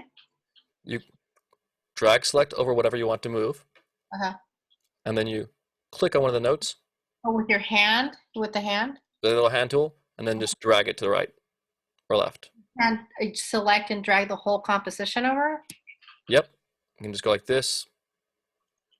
If you hold down the shift, let's see, no, what's the button? Yeah, so you can just drag it over back and forth. With the like shift? No, you just drag it over. Drag Just it over. click and drag. If you want to, it's going to lock to the whatever place you have it to, right? It's going to lock to, in this case, I'm on 16th notes, but I can change my grid value. If I change my grid to a different thing like here, to change it to quarter note, then it'll move it by quarter notes. Okay, let me see what you're doing. What is it that you're doing? I'm drag selecting over all the MIDI notes. Let's keep this watching the game, not you. And then I'm clicking. When I hover over it, over one note, it turns into the little hand tool. Mhm. Now I click down. So just click down and I hold it there and drag my finger to the right. Oh, direct everything. Okay. All right. Okay. There's no easier way to do that. There's lots of different ways of doing that. So you can use, let's see, I think you can use keyboard shortcuts to do some things in here too. But so far as other ways of moving it around and other details in this, I'll Yeah. save some of that for next week, or if you want to talk to me in particular about it, because there's a million ways you can do it, and depending what you're trying to accomplish, it may be better to do it in one way versus another. You may also just want to copy and paste it from paste to paste if it's like a whole composition. So we can look at some of that. Another way, if you're looking for any specific things beyond just the basics of putting all the stuff in, you can go to the help and the keyboard shortcuts, Mhm. and then you can look at whatever topic you want on there, and they'll show you all the different ways of moving it around. There's some things that are good too, and some things that are not as good about one DAW or another in the way you move about. You have to kind of think in terms of the DAW. So sometimes if you're used to doing it in an FL Studio way, you may need to change kind of the way you go about it for Pro Tools. So here I'm gonna, I'd search for MIDI and I can look at and see all the different ways of doing it, right? MIDI window editor, and it tells you all these things it has and how to do them. So that's under help and Pro Tools shortcuts. Okay, so that's basic MIDI stuff. Okay. The ways to get MIDI in there. What I wanted to do at the end of the class today is two things. One, I wanted to say a tiny bit about the projects you turn in. One, your projects that I received are graded, and in your and have notes on them. So How are you do? so don't just look at your grade, but also look at your notes and read your notes that I gave you. What I did was I told you why you got your grade. Some of you didn't have like a file that worked, or didn't have any sound, or you sent me a SoundCloud link that didn't work, or whatever else. If that's the case, I probably gave you a 0. It doesn't mean you get a 0. It just means fix that and send it to me, and I'll give you full credit for it. So that may be the case. I think, Angie, in your case, I think you maybe sent me your old Pro Tools one, and even though you did a new one, there was no new one there that showed up. It was the one from the 27th. So if something like that happens, just upload the new one that you made when you added the tracks in, or for whoever else to, whatever thing you did. If there was something issue in there, read what I said about it and just fix that, and then you get credit for it. After I have the grade, then Ooh, that was me? Like long well, shots? I one of them in particular, I remember it was yours. You had sent a new one that you wanted me to hear, but I couldn't hear it. There was nothing there. The new one wasn't there, so you turned one in, but it was your old one, so you're going to need to update that. Oh, you have to. Okay, that sounds Right. good. But read my notes, and it says it all there. In addition to that, I said other things about your project too. I said things like, here are other things you could do with a project. For instance, let's open up some recent ones here.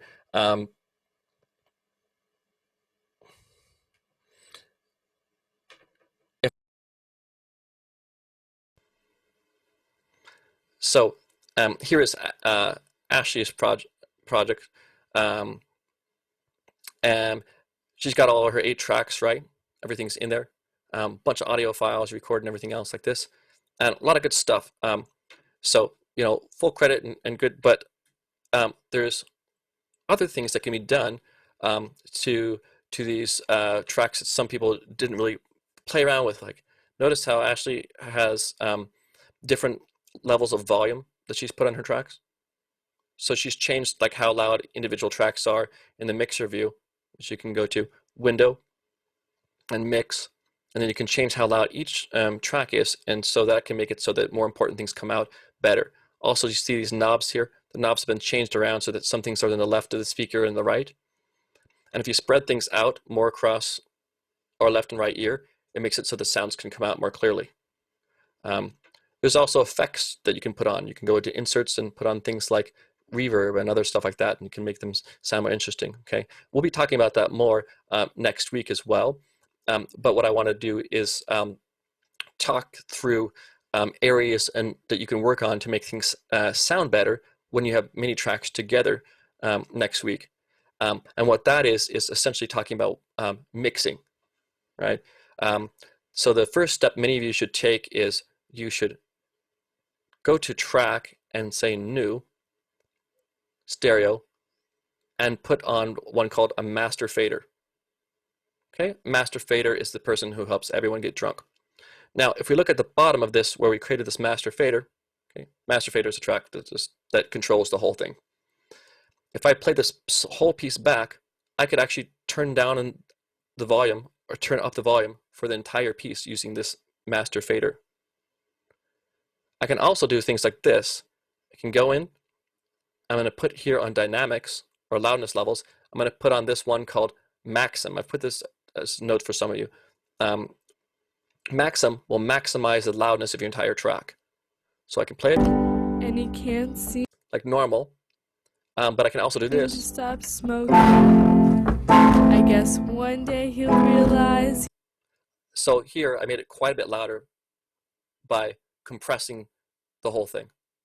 I went to the master fader, clicked on this, added this Maxim plugin from multi-channel plugin and dynamics and Maxim. This one comes with Pro Tools, which is why I'm showing it to you. And it can increase the loudness of everything. Okay, so that's one thing you want to do. Master track, probably put this plugin on. Another thing is, even if I don't have this plugin, if I play back, I'm going to look at see how loud everything is. Popcorn, he gets his This is fingers fine, all greasy and he but if I realize go in some tracks, you're going to see that the level here gets super loud, too loud to happen, and too loud for us, and it makes clipping. What was this one?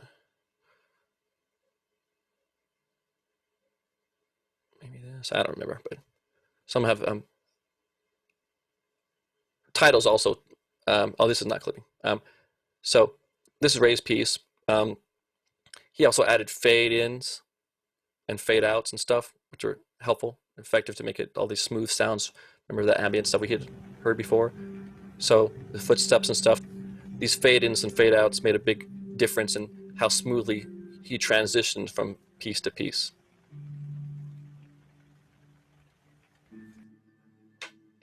That's very true, Aaron.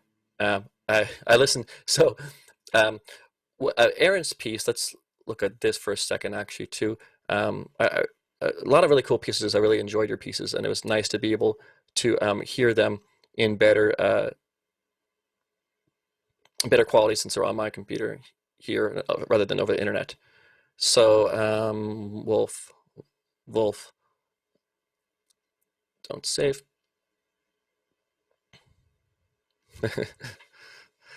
So great job each of you on your projects here, and I think all of us probably enjoyed your jabbing at each other. It's quite funny and real. So he's got things panned to left and right, so we can hear a call and response. He says some words, his girlfriend says some words, and you hear it in left ear, right ear, stuff like that, back and forth. That was cool. Added a lot. He's got these in the beginning, anyway. At least he's got this guitar track, which is actually hitting on with the metronome in time. If we play all of it, though, let's put a master track on it and see. It may not have been this one too, but one of them, at least one of the tracks that I heard, if not more, had masters which were overloading. And so what you'll want to do is check your notes to see that. I gave you notes. You should maybe try this, that, and the other. I didn't put a whole lot of notes about personal opinions, a few of them about things, because it's ultimately, I don't really care what you do, so long as you do it well. That's, and make it sound better for whatever you're trying to do. Let's see. he lays in bed all day. Okay, right at Shoot Guy, right before that, this area made a little red spike on the track, which meant that the whole level was a bit too hot or a bit too loud. Not much, but just a bit. So you could also put on a limiter to move that down a little bit. compressor limiter, something like that. I would recommend that if you have a bunch of tracks up there and you see that there's clipping, meaning it's too loud and too hot when they're all combined together in the master here, it makes a red spot. You can just take all the tracks here, hit this, easiest way probably click all here on the bottom groups, and then move everything down. It'll drag them all together. Okay, I'm going to deselect it from that group, put the master back up. Feel like it. If you happen to have automation on it, though, it'll jump back to the automation. So if you have automation and using that note that is, then you'll need to account for that. But the idea is you bring everything down as a group so that it doesn't overload the master, and then it'll sound better once you export it from Pro Tools. It may sound okay and fine actually in Pro Tools, but then if you export it, you'll hear that there's like cracking and stuff where it gets too loud. Okay. So for everyone, once you make all your tracks, put a master fader on, new track master fader, and see how loud it gets. Does it get too loud? If it gets too loud, then go into mix view and move down the faders of things. If you can't hear your vocals too, this is a really good thing to do so that you can hear them afterwards. You can say, well, I want to move everything down. Okay, and then I want my vocals to be higher than everything because they're priority. There's a few times in this and Ashley's songs both where I didn't quite hear what was being said. Maybe that was your intent. That was kind of muffled. I thought the lyrics were hilarious in both of them, and so I really wanted to hear what was being said. So I specifically muted some of the tracks to hear it, and had a couple more laughs. So make sure those vocals really come through there. They actually did a great job using pan and also balancing some different levels. So appreciate that. At least one of you in here, and maybe it was Taffy's. Daphne's, who wasn't here during the class, but she did submit a song. Let's see if we can get that one.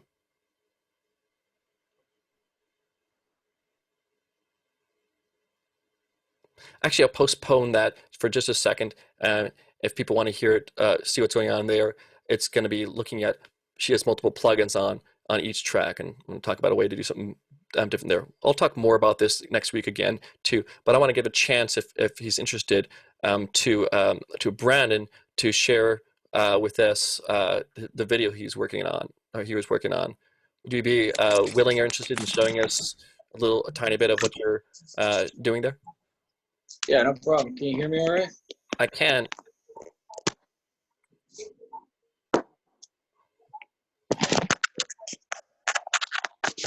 Cool. I'm going to share my. Yeah, cool.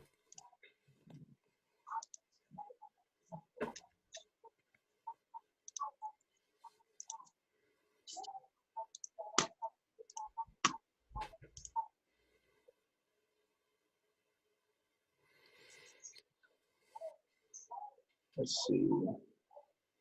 And are you my bottom and top of your screen kind of gets hidden from Zoom. Are you on a Mac or PC? I'm on a PC. Okay.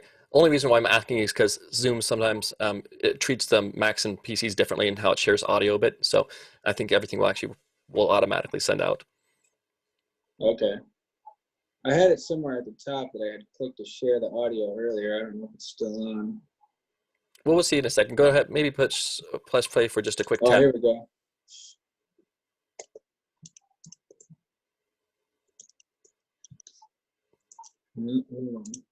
Tim?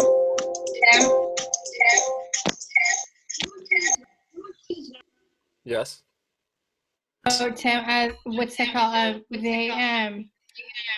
It says that I have to renew my license. I can't run Pro Tools again, so I have to redo that We'll again. talk about that later, okay? Go ahead. Okay. And go ahead. We'll talk about that in just a minute. All right, cool. So this year's Premiere Pro, can you see the screen? You can see the screen.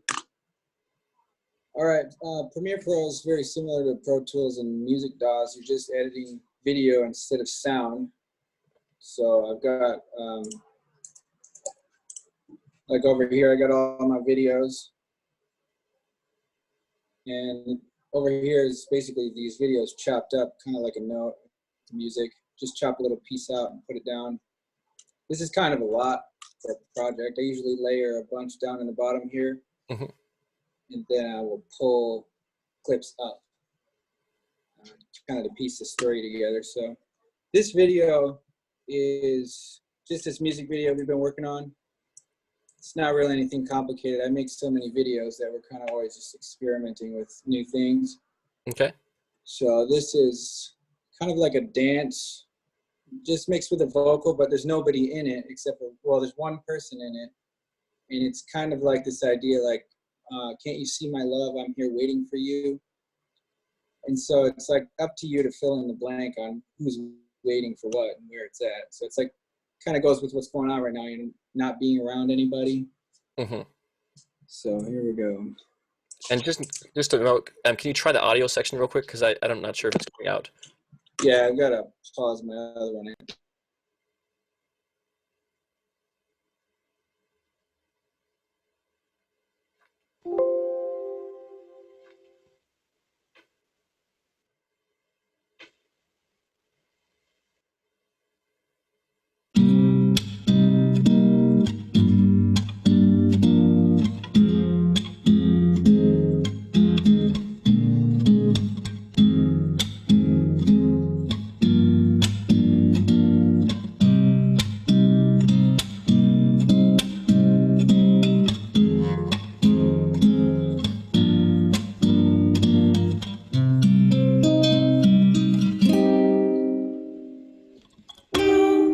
Get to see my love.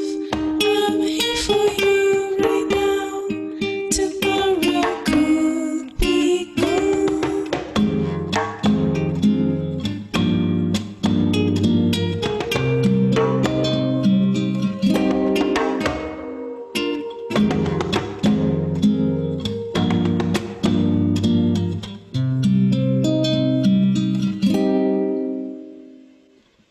Oh, my love. Oh, my love. Oh, my love. I'm waiting for you. Oh, my love. Oh, my love. Oh, my love. I'm waiting for you. Oh, my love. Oh, my love. Oh, my love. I'm waiting for you. Oh, my love. Oh, my love. Oh, my love. I'm waiting for you.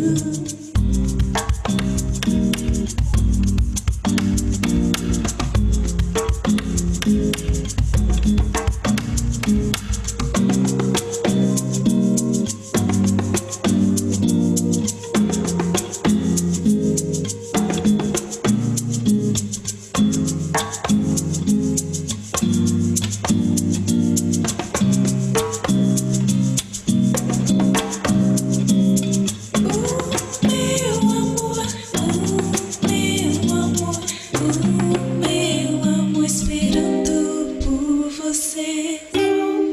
Can't you see my love? I'm here for you right now. Tomorrow could be gone.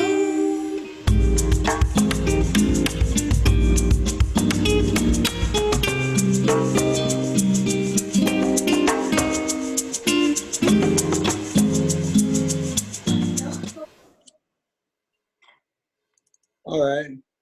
That's clean and beautiful. Yeah. Yeah, I don't know.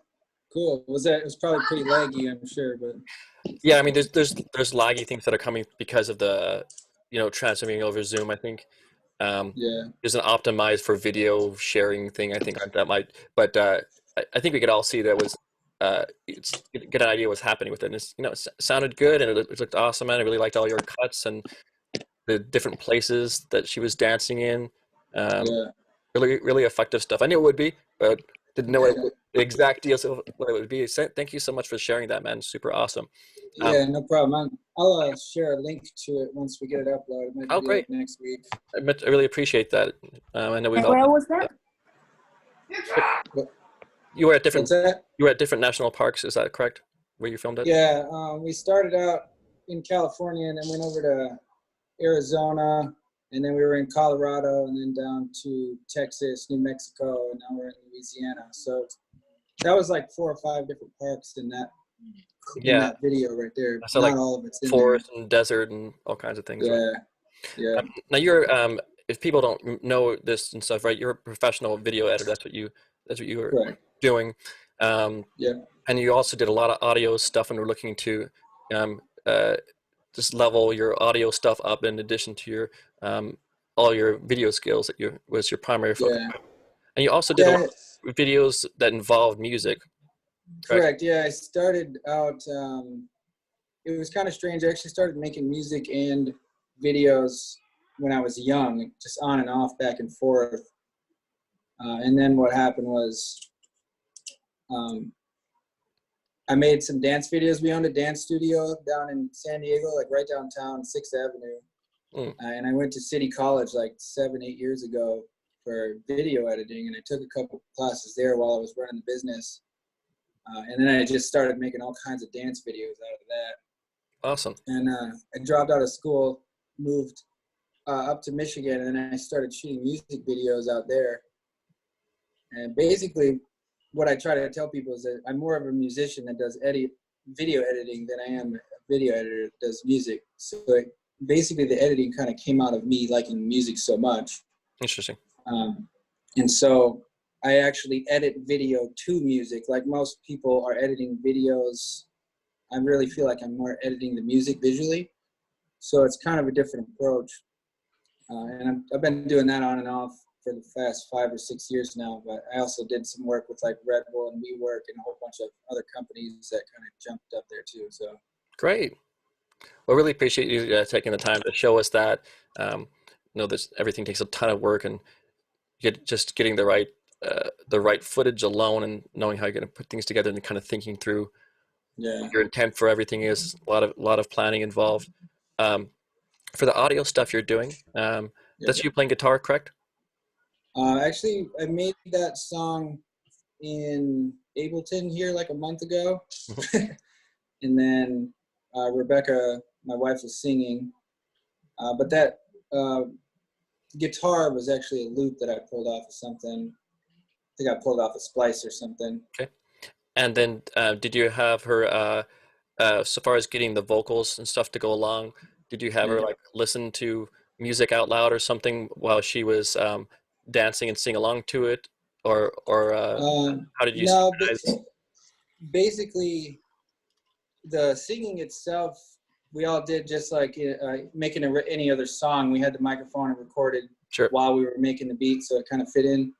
But I kind of changed the way that music videos are recorded. I feel like even in San Diego, like everybody's doing what I brought over there. And that's to actually have the recording in a portable speaker that I bring with me, and I just have it in my hand with the camera on and run around with it playing. So you're just basically singing karaoke to the music, and then it lines right up with the recordings when I bring them into Premiere Pro.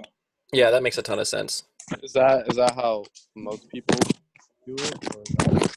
No, I think most people have an external recording that they're like recording the song live or something. If it's a band, there are people that do it with the technique that I use. It's just kind of recent because we didn't have the portable speakers and all that Bluetooth stuff and everything back years ago. So it works pretty well. You can do it with your cell phone and everything. I mean, I'm going to be making a video here soon that shows people how to make professional video with your cell phone because it's pretty simple. Like the things that make a video good are really just subtle, small things. So it's like once you show those to people, they're like, oh, okay, I can do that. Cool. I know we'd like to see that too. So I probably speak for many in here, but you guys can speak up if you have your own thoughts. I know I would personally like to see this.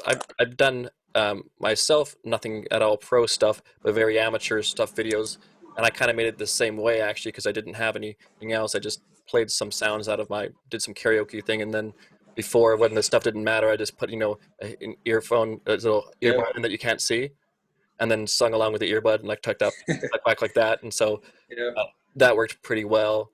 I know before for concerts and stuff and videos and stuff, I would just do the snap and whatever, and I have microphones lined up, and then I have record the audio separately and replace it in the video Yeah. program, the sync thing. Yeah, so super cool. I'm looking forward to. I'll definitely watch and like and subscribe to your videos and check out some stuff Cool. there. Maybe if you don't mind, at some point, I'll pest you a question or two about your suggestions of video programs and other such things. Yeah, anytime. I mean, I use Premiere Pro to edit in, but there's a free one out there that's just as powerful as Premiere Pro. DaVinci I've been Resolve? using it. Yeah, DaVinci Resolve. That's what I've been using Maybe- the last month. I just downloaded that and started using Yeah, I mean, it's just as strong, if not the coloring. The Pro Film Studios use DaVinci Resolve for coloring. They used to go out of their linear editor into DaVinci Resolve just to color and then bring it back into the editor. But DaVinci caught on to that, and they added the editing in. So now it's just as good. It's just they're giving it away for free. I'm assuming to get a piece of the marketplace. Yeah, I'm assuming they want to sell hardware, so they're like, "Hey, we'll give you this for free to get the hardware."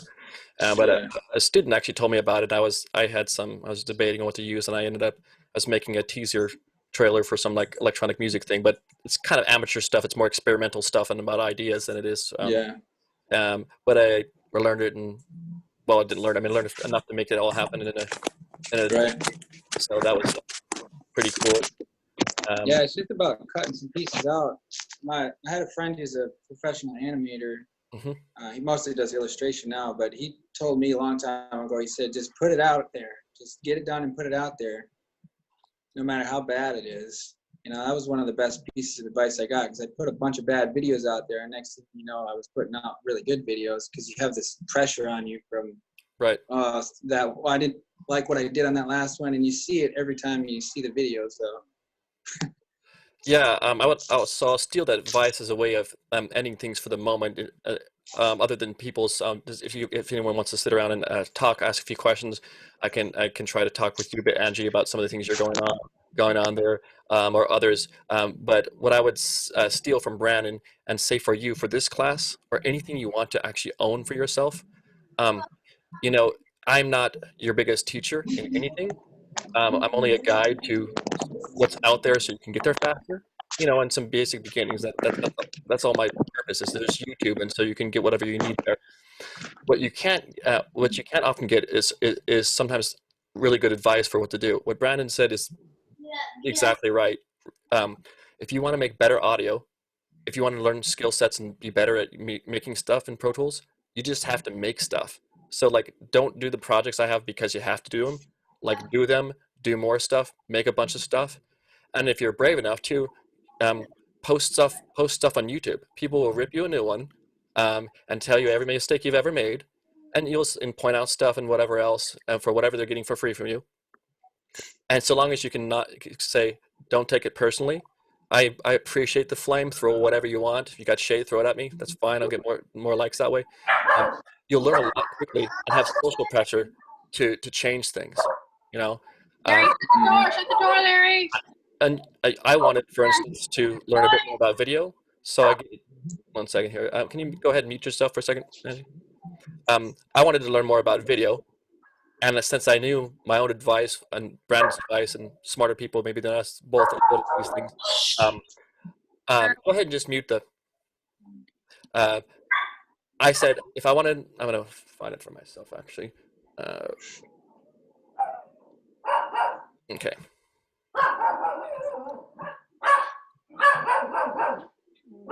Yes. Okay.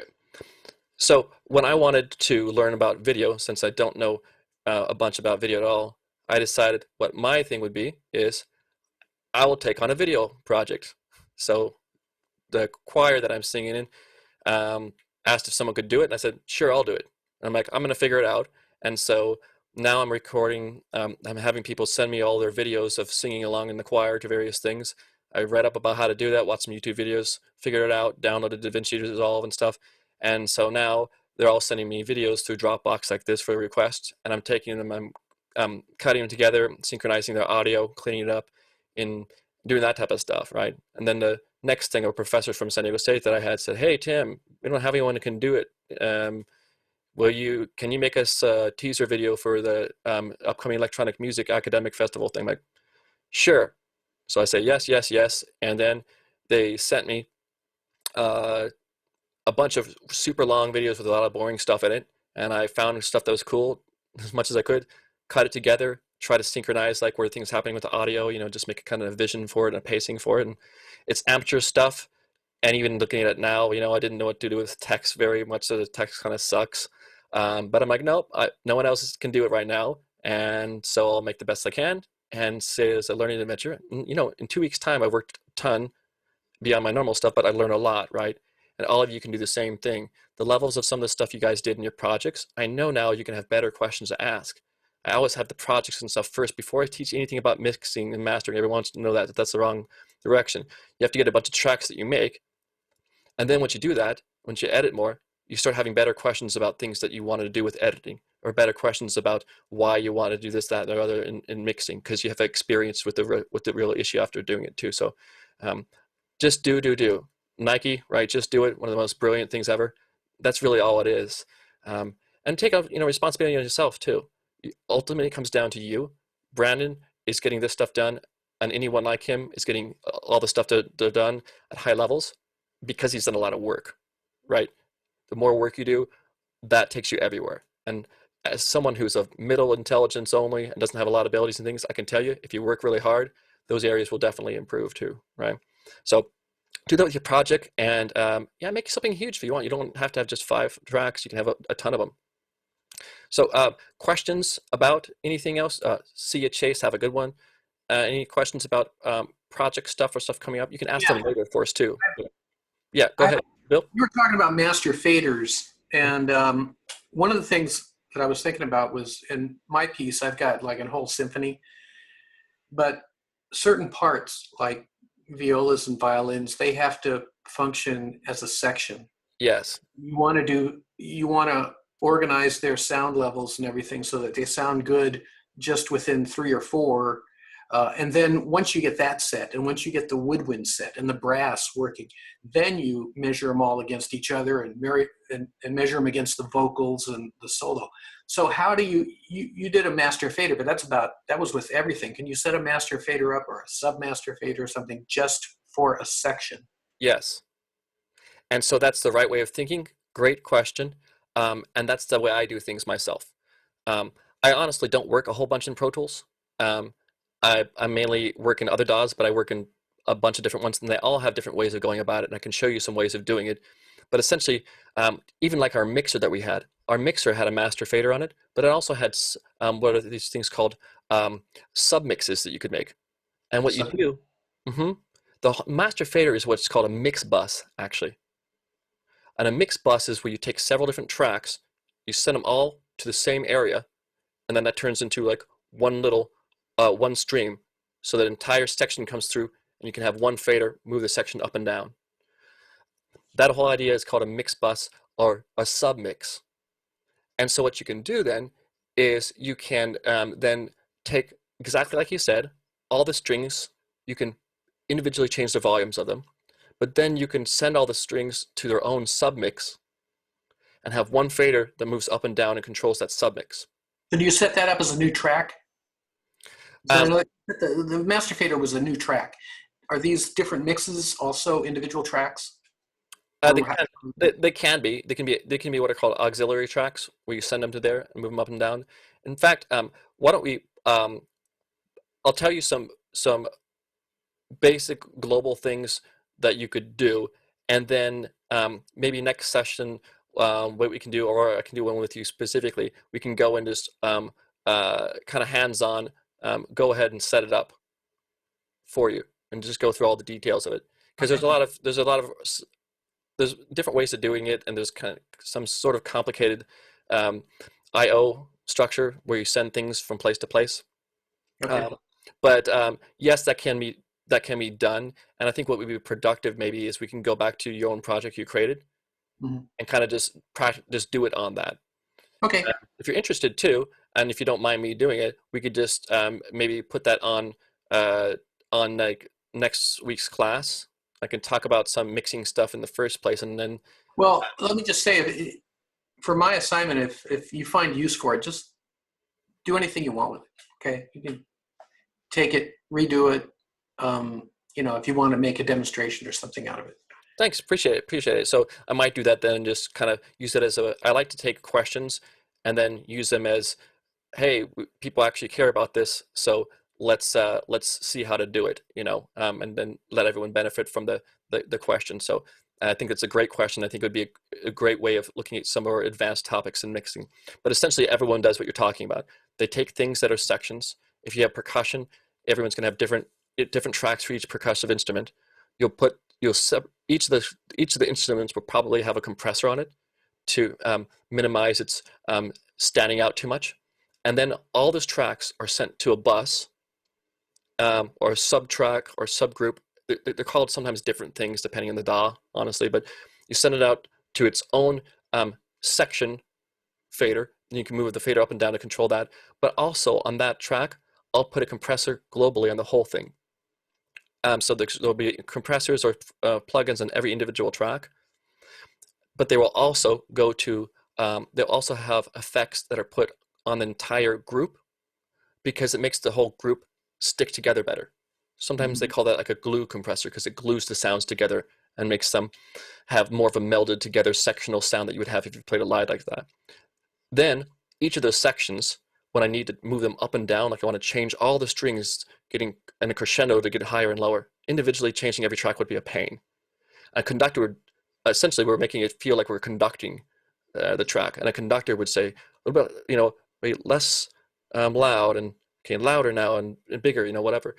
We're going to be doing that by actually changing those volumes and automating them for the whole group.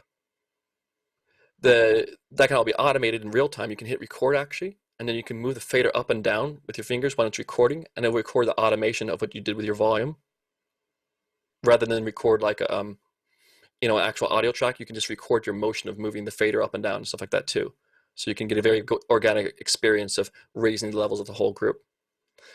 Finally, all that's sent into a master fader from all the different sections.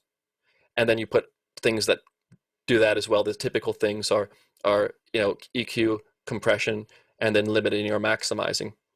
Also potentially some exciters like tape distortion or something like that that gives it a little bit of a brightness and edginess in the harmonics. So the mixing process can involve a huge amount of things. Thank Aaron. I would say 200 videos and hours that go into them. Well, yeah. YouTube's great, and if you can talk to some what's the response? A lot of free music videos for people and continue to do so. Each free video I do gets me at least 3 or more video contracts from that person, friends or labels. Yeah, awesome. And I can't thank you enough for sharing those things. And that just really good advice. Yeah, I've done similar things with music, and ended up getting music jobs out of it. And when I was actually going to Grossmont College and community college, I was taking music theory and ear training classes where you can listen to music and stuff. And I ended up working because I wanted to hear better and be able to hear and write down music. So I practiced that a lot. Me and my one other guy basically worked on a lot more than everyone else. Eventually, the professor ended up hearing that people needed to pay people to like write down all this music from different tapes and stuff to get it played by the symphony. And so since there wasn't enough people to do it, he asked us to do it. And so we spent a couple weeks trying to learn how to do that stuff. But after that, I got my other jobs. I ended up doing some copy work and stuff, music copy work, and there's transcriptions like that and other stuff. So when you're doing work that's free work, you're eventually investing in yourself. And if you see it as an opportunity to force yourself to work, go. Awesome job, Aaron and Brandon, anyone else.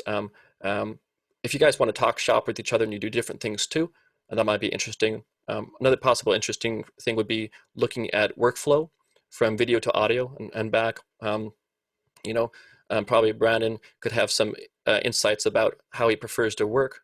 You may know that you can, other people may know that you can do something like you can work in the equivalent of a program like Logic, and then you can send the audio from Logic to a program like Final Cut Pro, another video editor, and it will send information from Logic, music XML stuff, or a certain type of XML.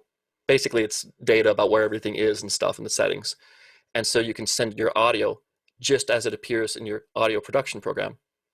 And you can have all the tools of your audio production program to make everything sound awesome. And then you can send that audio to the video program when you need more custom work to be done on the video, or vice versa, right? I've taken things where you can import into Pro Tools, you can import a video in Pro Tools, and then you can do all the writing of the music and creating of the music and make the music for the video, right? Just go in there and hit movie file, and then you can score that. So if anyone wants to do that too, you're totally welcome to for your MIDI project in Pro Tools. I've had some students in this past who had a couple students make a horror film, their first film there, and they imported this really what it is called a cheesy horror film thing they made. And then they took all the sounds in Pro Tools and stuff, and they synced it to the video and made the video. That was fun. So anyone's welcome to do that. And if you want some basic tips on that, I could probably show you those. Probably Brandon would know about higher end things you could do as far as the video end. But there's tools in there for syncing to the time code of the video, and there's ways in which you can lock the audio and lock the video and stuff. So it's kind of fun stuff too to add to your palette, right? It's really popping to see that video and the audio alone. What you got here? Keep that in mind. Lots of good stuff. Also, Tim Ashley thinks you're actually at school and not using the green screen. So I'm using a green screen from Elgato software. I love it because it's really it's just I'll show you guys what the thing is, but let me change my background. Come on, I have a green screen. I know that. Video. My zoom is like saying it can't do anything right now. I think my zoom is wigging out. Wait, let's go back there. Come on. Okay, here we go. So now I'm clouds. I'm in Canada or whatever else. Here's Alaska. And here's what I look like. I just tried to make the lighting kind of match things. So I would be sort of near the lighting. My lighting knowledge is like, but another topic to look into. You can get that yourself. I recommend this one or something like that. And Brandon, if you have some other advice, please shoot in, because I'm not the green screen guru by any means, but this thing worked well for me. Auto software. I'm also using their so this is their green screen. This is awesome because it sits right next to my bed, my room, and then it pulls, you can take it and pull it up, and it retracts completely in a roll. The great thing about this, I've had different green screens, is it just comes in like this thing that you can just slide right underneath your bed or something. You open it up, and it just pulls straight up like this, and on the back of it, it has this crossbar. So it automatically locks like this upwards. And if you don't have that type of thing, you might have this big old cloth or whatever, and it gets wrinkles in and has all these issues. This doesn't wrinkle at all. Pulls straight up and pulls back down like a tape measure, and can be gotten out of the way. So I find it to be super awesome. It was expensive, and when I got it, it's like it was well worth it. Then I use this thing, Camlink, which is like a video game capture card. So probably you're already using those. But that connects my DSLR, or not my DSLR, my mirrorless camera. So let's see, let me just get this around. So I have this camera over my computer connected to Camlink, so I can have a higher, Have you had any problems with that Camlink? In the beginning, I had problems because I didn't know what I was doing, and now it works flawlessly. So um, this thing, quite welcome. Hey, great to have you, and great to see you, Annie. I'm glad you could join us, and yeah, have some great dinner. So this one, my particular one, is not the 4K one, and my camera can shoot 4K, so I'd like to have that at some point. My initial problems were I had a computer that was not quite fast enough, and it needed like a certain grade of i5 or something like a quad core i5 or something that needed to be um, in the right port, um, so it could draw properly off the computer. At the moment, I have no problems at all. It runs I'm just shooting out in 1080p, but it does a perfect job now. The only time I ever had a problem was when I didn't think clearly and I put my camera on 4K mode, and then it just won't recognize it. So it has to be on this setting. If you get a Nice. 4K version, it will recognize it. But now it works Yeah. great, and I can um, oops, just zoom in and zoom out, and it's really it doesn't show up as well in here, but it's Oh yeah. clear. Um, the only thing I need is oops. The only thing I actually need is a um, better. This lens is okay, but I kind of want a better lens for that I can have a better bokeh on than this one. Is just a zoom lens, and it's not not gonna be as Just clear. gotta get yourself a light. Yeah, I do have a light, but I just don't know. I don't have the proper usage. Know how to properly use it yet. It's shot Yeah. up right now. I have a what is it called an LED light that shoots into like a umbrella. Okay. The biggest problem right now is my light level knowledge is just not very good, so I basically have to put some research Yeah. into that. And yeah, Light's gotta be pretty bright to show up on the camera good. yeah, it's the lights like this. If I can turn it off. Oh yeah. So I was before using my room lights, and that was a disaster. It looked really awful. Yeah, so That's cool. I was looking at those cam links. I was wondering about them. I almost got one a little while back. I was looking at the 4K too, but I honestly don't think you don't need a 4K one unless you're going to be presenting on like a big screen in an auditorium or somebody that actually has a 4K TV. Then it's just yeah. going to be a lot of like double the data trying to transfer. I think the main reason for me that I wanted to have a camera that's 4K. I had a version of this. I have the Sony A6400, so it's like Okay. APS-C Yeah. stuff, and the reason why I wanted 4K myself is mainly because I wanted to be able to crop at certain points Yeah. videos and not have a loss. Yeah. And then I wanted to also, for certain things, since I don't have any good stabilizer, Yeah. and I ran out of money at that point, I was thinking, well, I can do some kind of cheap halfway versions of stabilization and use Yeah. stabilized lenses, and then if I stabilize it in a video program, I can it'll just lose some of the Yeah. size. So that's my reasons for 4K really been. Yeah, that's pretty much why I use it too. That video I just showed was like half of it was 4K and half of it was 1080, and then I edit everything in 1080. And a lot of those transitions I do are zooming from 4K to 1080, so it looks like you're moving in with it. Yep. That's awesome. Yeah, that's pretty much the reasons why I wanted to have that. So same thing. That's cool. And did you use do you have like a video stabilizer? You have some type of gimbal or something you're using and stuff? Yeah, I got a gimbal.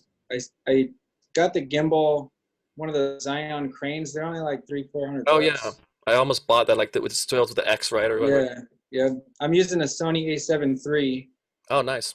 and so it's once I got that thing, man, I pretty much don't use my tripod at all anymore. There's just so much you can do with it. Now, how do you pronounce it again? I was saying it wrong. The crane. The Zion. I don't know if that's Zion. right. Yeah. Probably better than mine, but yeah, Zion crane. Yeah, I saw those and I almost got it a couple times because they were the best bang for the buck for sure. And I know it's not full frame, but I kind of, but it's still that having it stabilized versus not it looks so amateur if it's not. And I created a new style of video out of mine. I took the crane with the camera and I put it on top of my my tripod, and then I use the tripod. Normally I'll push it forward and pull it back and to the right and stuff, and the camera will stabilize level to the ground, right? So it actually gives this push in and pull back effect. So if you're interviewing people and you're using the stabilizer on top of the stand and you're just moving the stand around, it kind of gives this like National Geographic kind of interview feeling to it. Oh, cool. Is that how you did some of the zooming in on the close shots you did when she was dancing? I might have used it once in there. I can't remember. I know I had it hooked up a couple times, but it's real subtle. It's like, yeah, it's almost like it's not moving, but because it is, everything in the video itself has a slight movement to it. Yeah, that's I got some of the videos for the thing I was cutting, and by no means is it an awesome thing. I can show you guys if you care to see at some point. Give me notes or something. But there were some pieces that were just slow and not much happening, and I definitely made them zoom in and out, and I put motion into them because I thought no one's gonna watch it if it's just this still video. You know, people sitting on the stage just going like this, and like, okay, I got to add something to this transition. It's gonna be popping something else, and yeah, and then they were all over the place, the quality and size of the video, so that was interesting. Seeing that, I just picked a size, picked a speed and set it to that, and it was weird and interesting trying to use audio automation too within DaVinci Resolve, because I was using the Fairlight thing in there, and I have to record my automation only. I can't draw it. Okay, so I'm trying to automate a reverb on a drum that hits at the very end of it. It's like boom, no violin here hits it like a. Now I want to go continue on. Like, I don't actually want to try to export this now to Logic and put that in there because I have like 1 hour left. I'm just gonna like learn how to like automate audio plugins within Resolve, and it worked. And it was take a little time. Huh? Cool. Yeah, see you, Bill. I'm looking forward to talking with you about some cool mix bus strategies next week. That'll be fun, and I'll steal that for my internship stuff too that we're doing. Okay. Thanks a lot. Have a few minutes then? Yeah. So tell me what's up. You said you had a license, and then there's some issue with your license, or what was that? Again is happening. So I must have not downloaded the correct thing then, right? Because it only gave it to me for what is it? They only gave me an activation for 1 month. Yeah, I don't know what you did, but yeah, it's 3 months long. Oh, 3 months long? So whatever you did wasn't the correct thing. So if you go back, I think to I mean, it should still be in there. I believe I think I sent individual emails. Yeah. Okay, I'll look through it again then. Okay, so just give me a minute. I have you're saying I sent you the zip folder. That didn't work? No, it did. It's just that when you made one, you made it on the 27th. Then you made a new one on the 30th, and you never sent me the new zip folder. You sent me the old one, and all it had. I'm going to transform it into a zip folder and send it to you when you told me you needed it. But I have now my Pro Tools isn't working, so I'm going to go ahead and reactivate the Pro Tools. Hopefully, it'll work.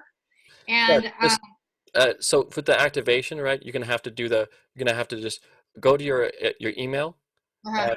From Canvas, and in Canvas there should be a link that I sent you at some point. Sorry, an activation code, and that would be the one to use, because they might have given you one just like not related to that.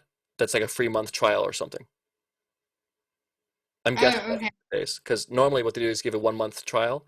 Probably what you did is got an activation code for 1 month free, rather than putting in the specific one that I sent in your email, which would give you 3 months. Okay, I see. Okay, so I'll download that one. Do I have to download the extra what is it, plugins or what? Because I'm only getting expand with what I have for some reason. That's a different. Yeah, that's a different thing. So the first order of business really is just get the proper activation code. Okay. And put that in. Okay, sounds good. I thought I did that, but I guess not. Okay, sounds good. Then I'll just upload that as soon as I get it to you. Sorry about that, but I did submit the wave track to you already. Yeah, and whenever that gets into me, I'll still give you all the credit for it. I'm not worried about like if it takes a while. doesn't matter at all. I'll give you full credit for it, okay? I appreciate it. Yeah, thank you very much. One more Okay. thing on that is when you go into the activation code, Uh-huh. after you put that in, it's going to show Pro Tools. It'll probably show like the 1 month trial. It'll show Pro Tools first. You have to make sure you look at the right one on your products page. And when you do that on your products page, it'll show you all the extra downloads and stuff. Once you get to that point, you can talk to me, and then I'll help you make sure we can actually share our Zoom screen so I can see yours, okay? And then we can make sure that you have the right stuff downloaded so you get the boom and everything else in there. Okay, So just sounds email me once you get to that stage, and then we'll take care of that. okay, sounds good. I think that's it for me. Okay, if you have more questions, send them to me on Canvas, or you can post to the forum. I'll be checking that in the next couple of days. Okay, all right, thank you. Thank you very much, and have a wonderful day. Okay, bye-bye. Bye.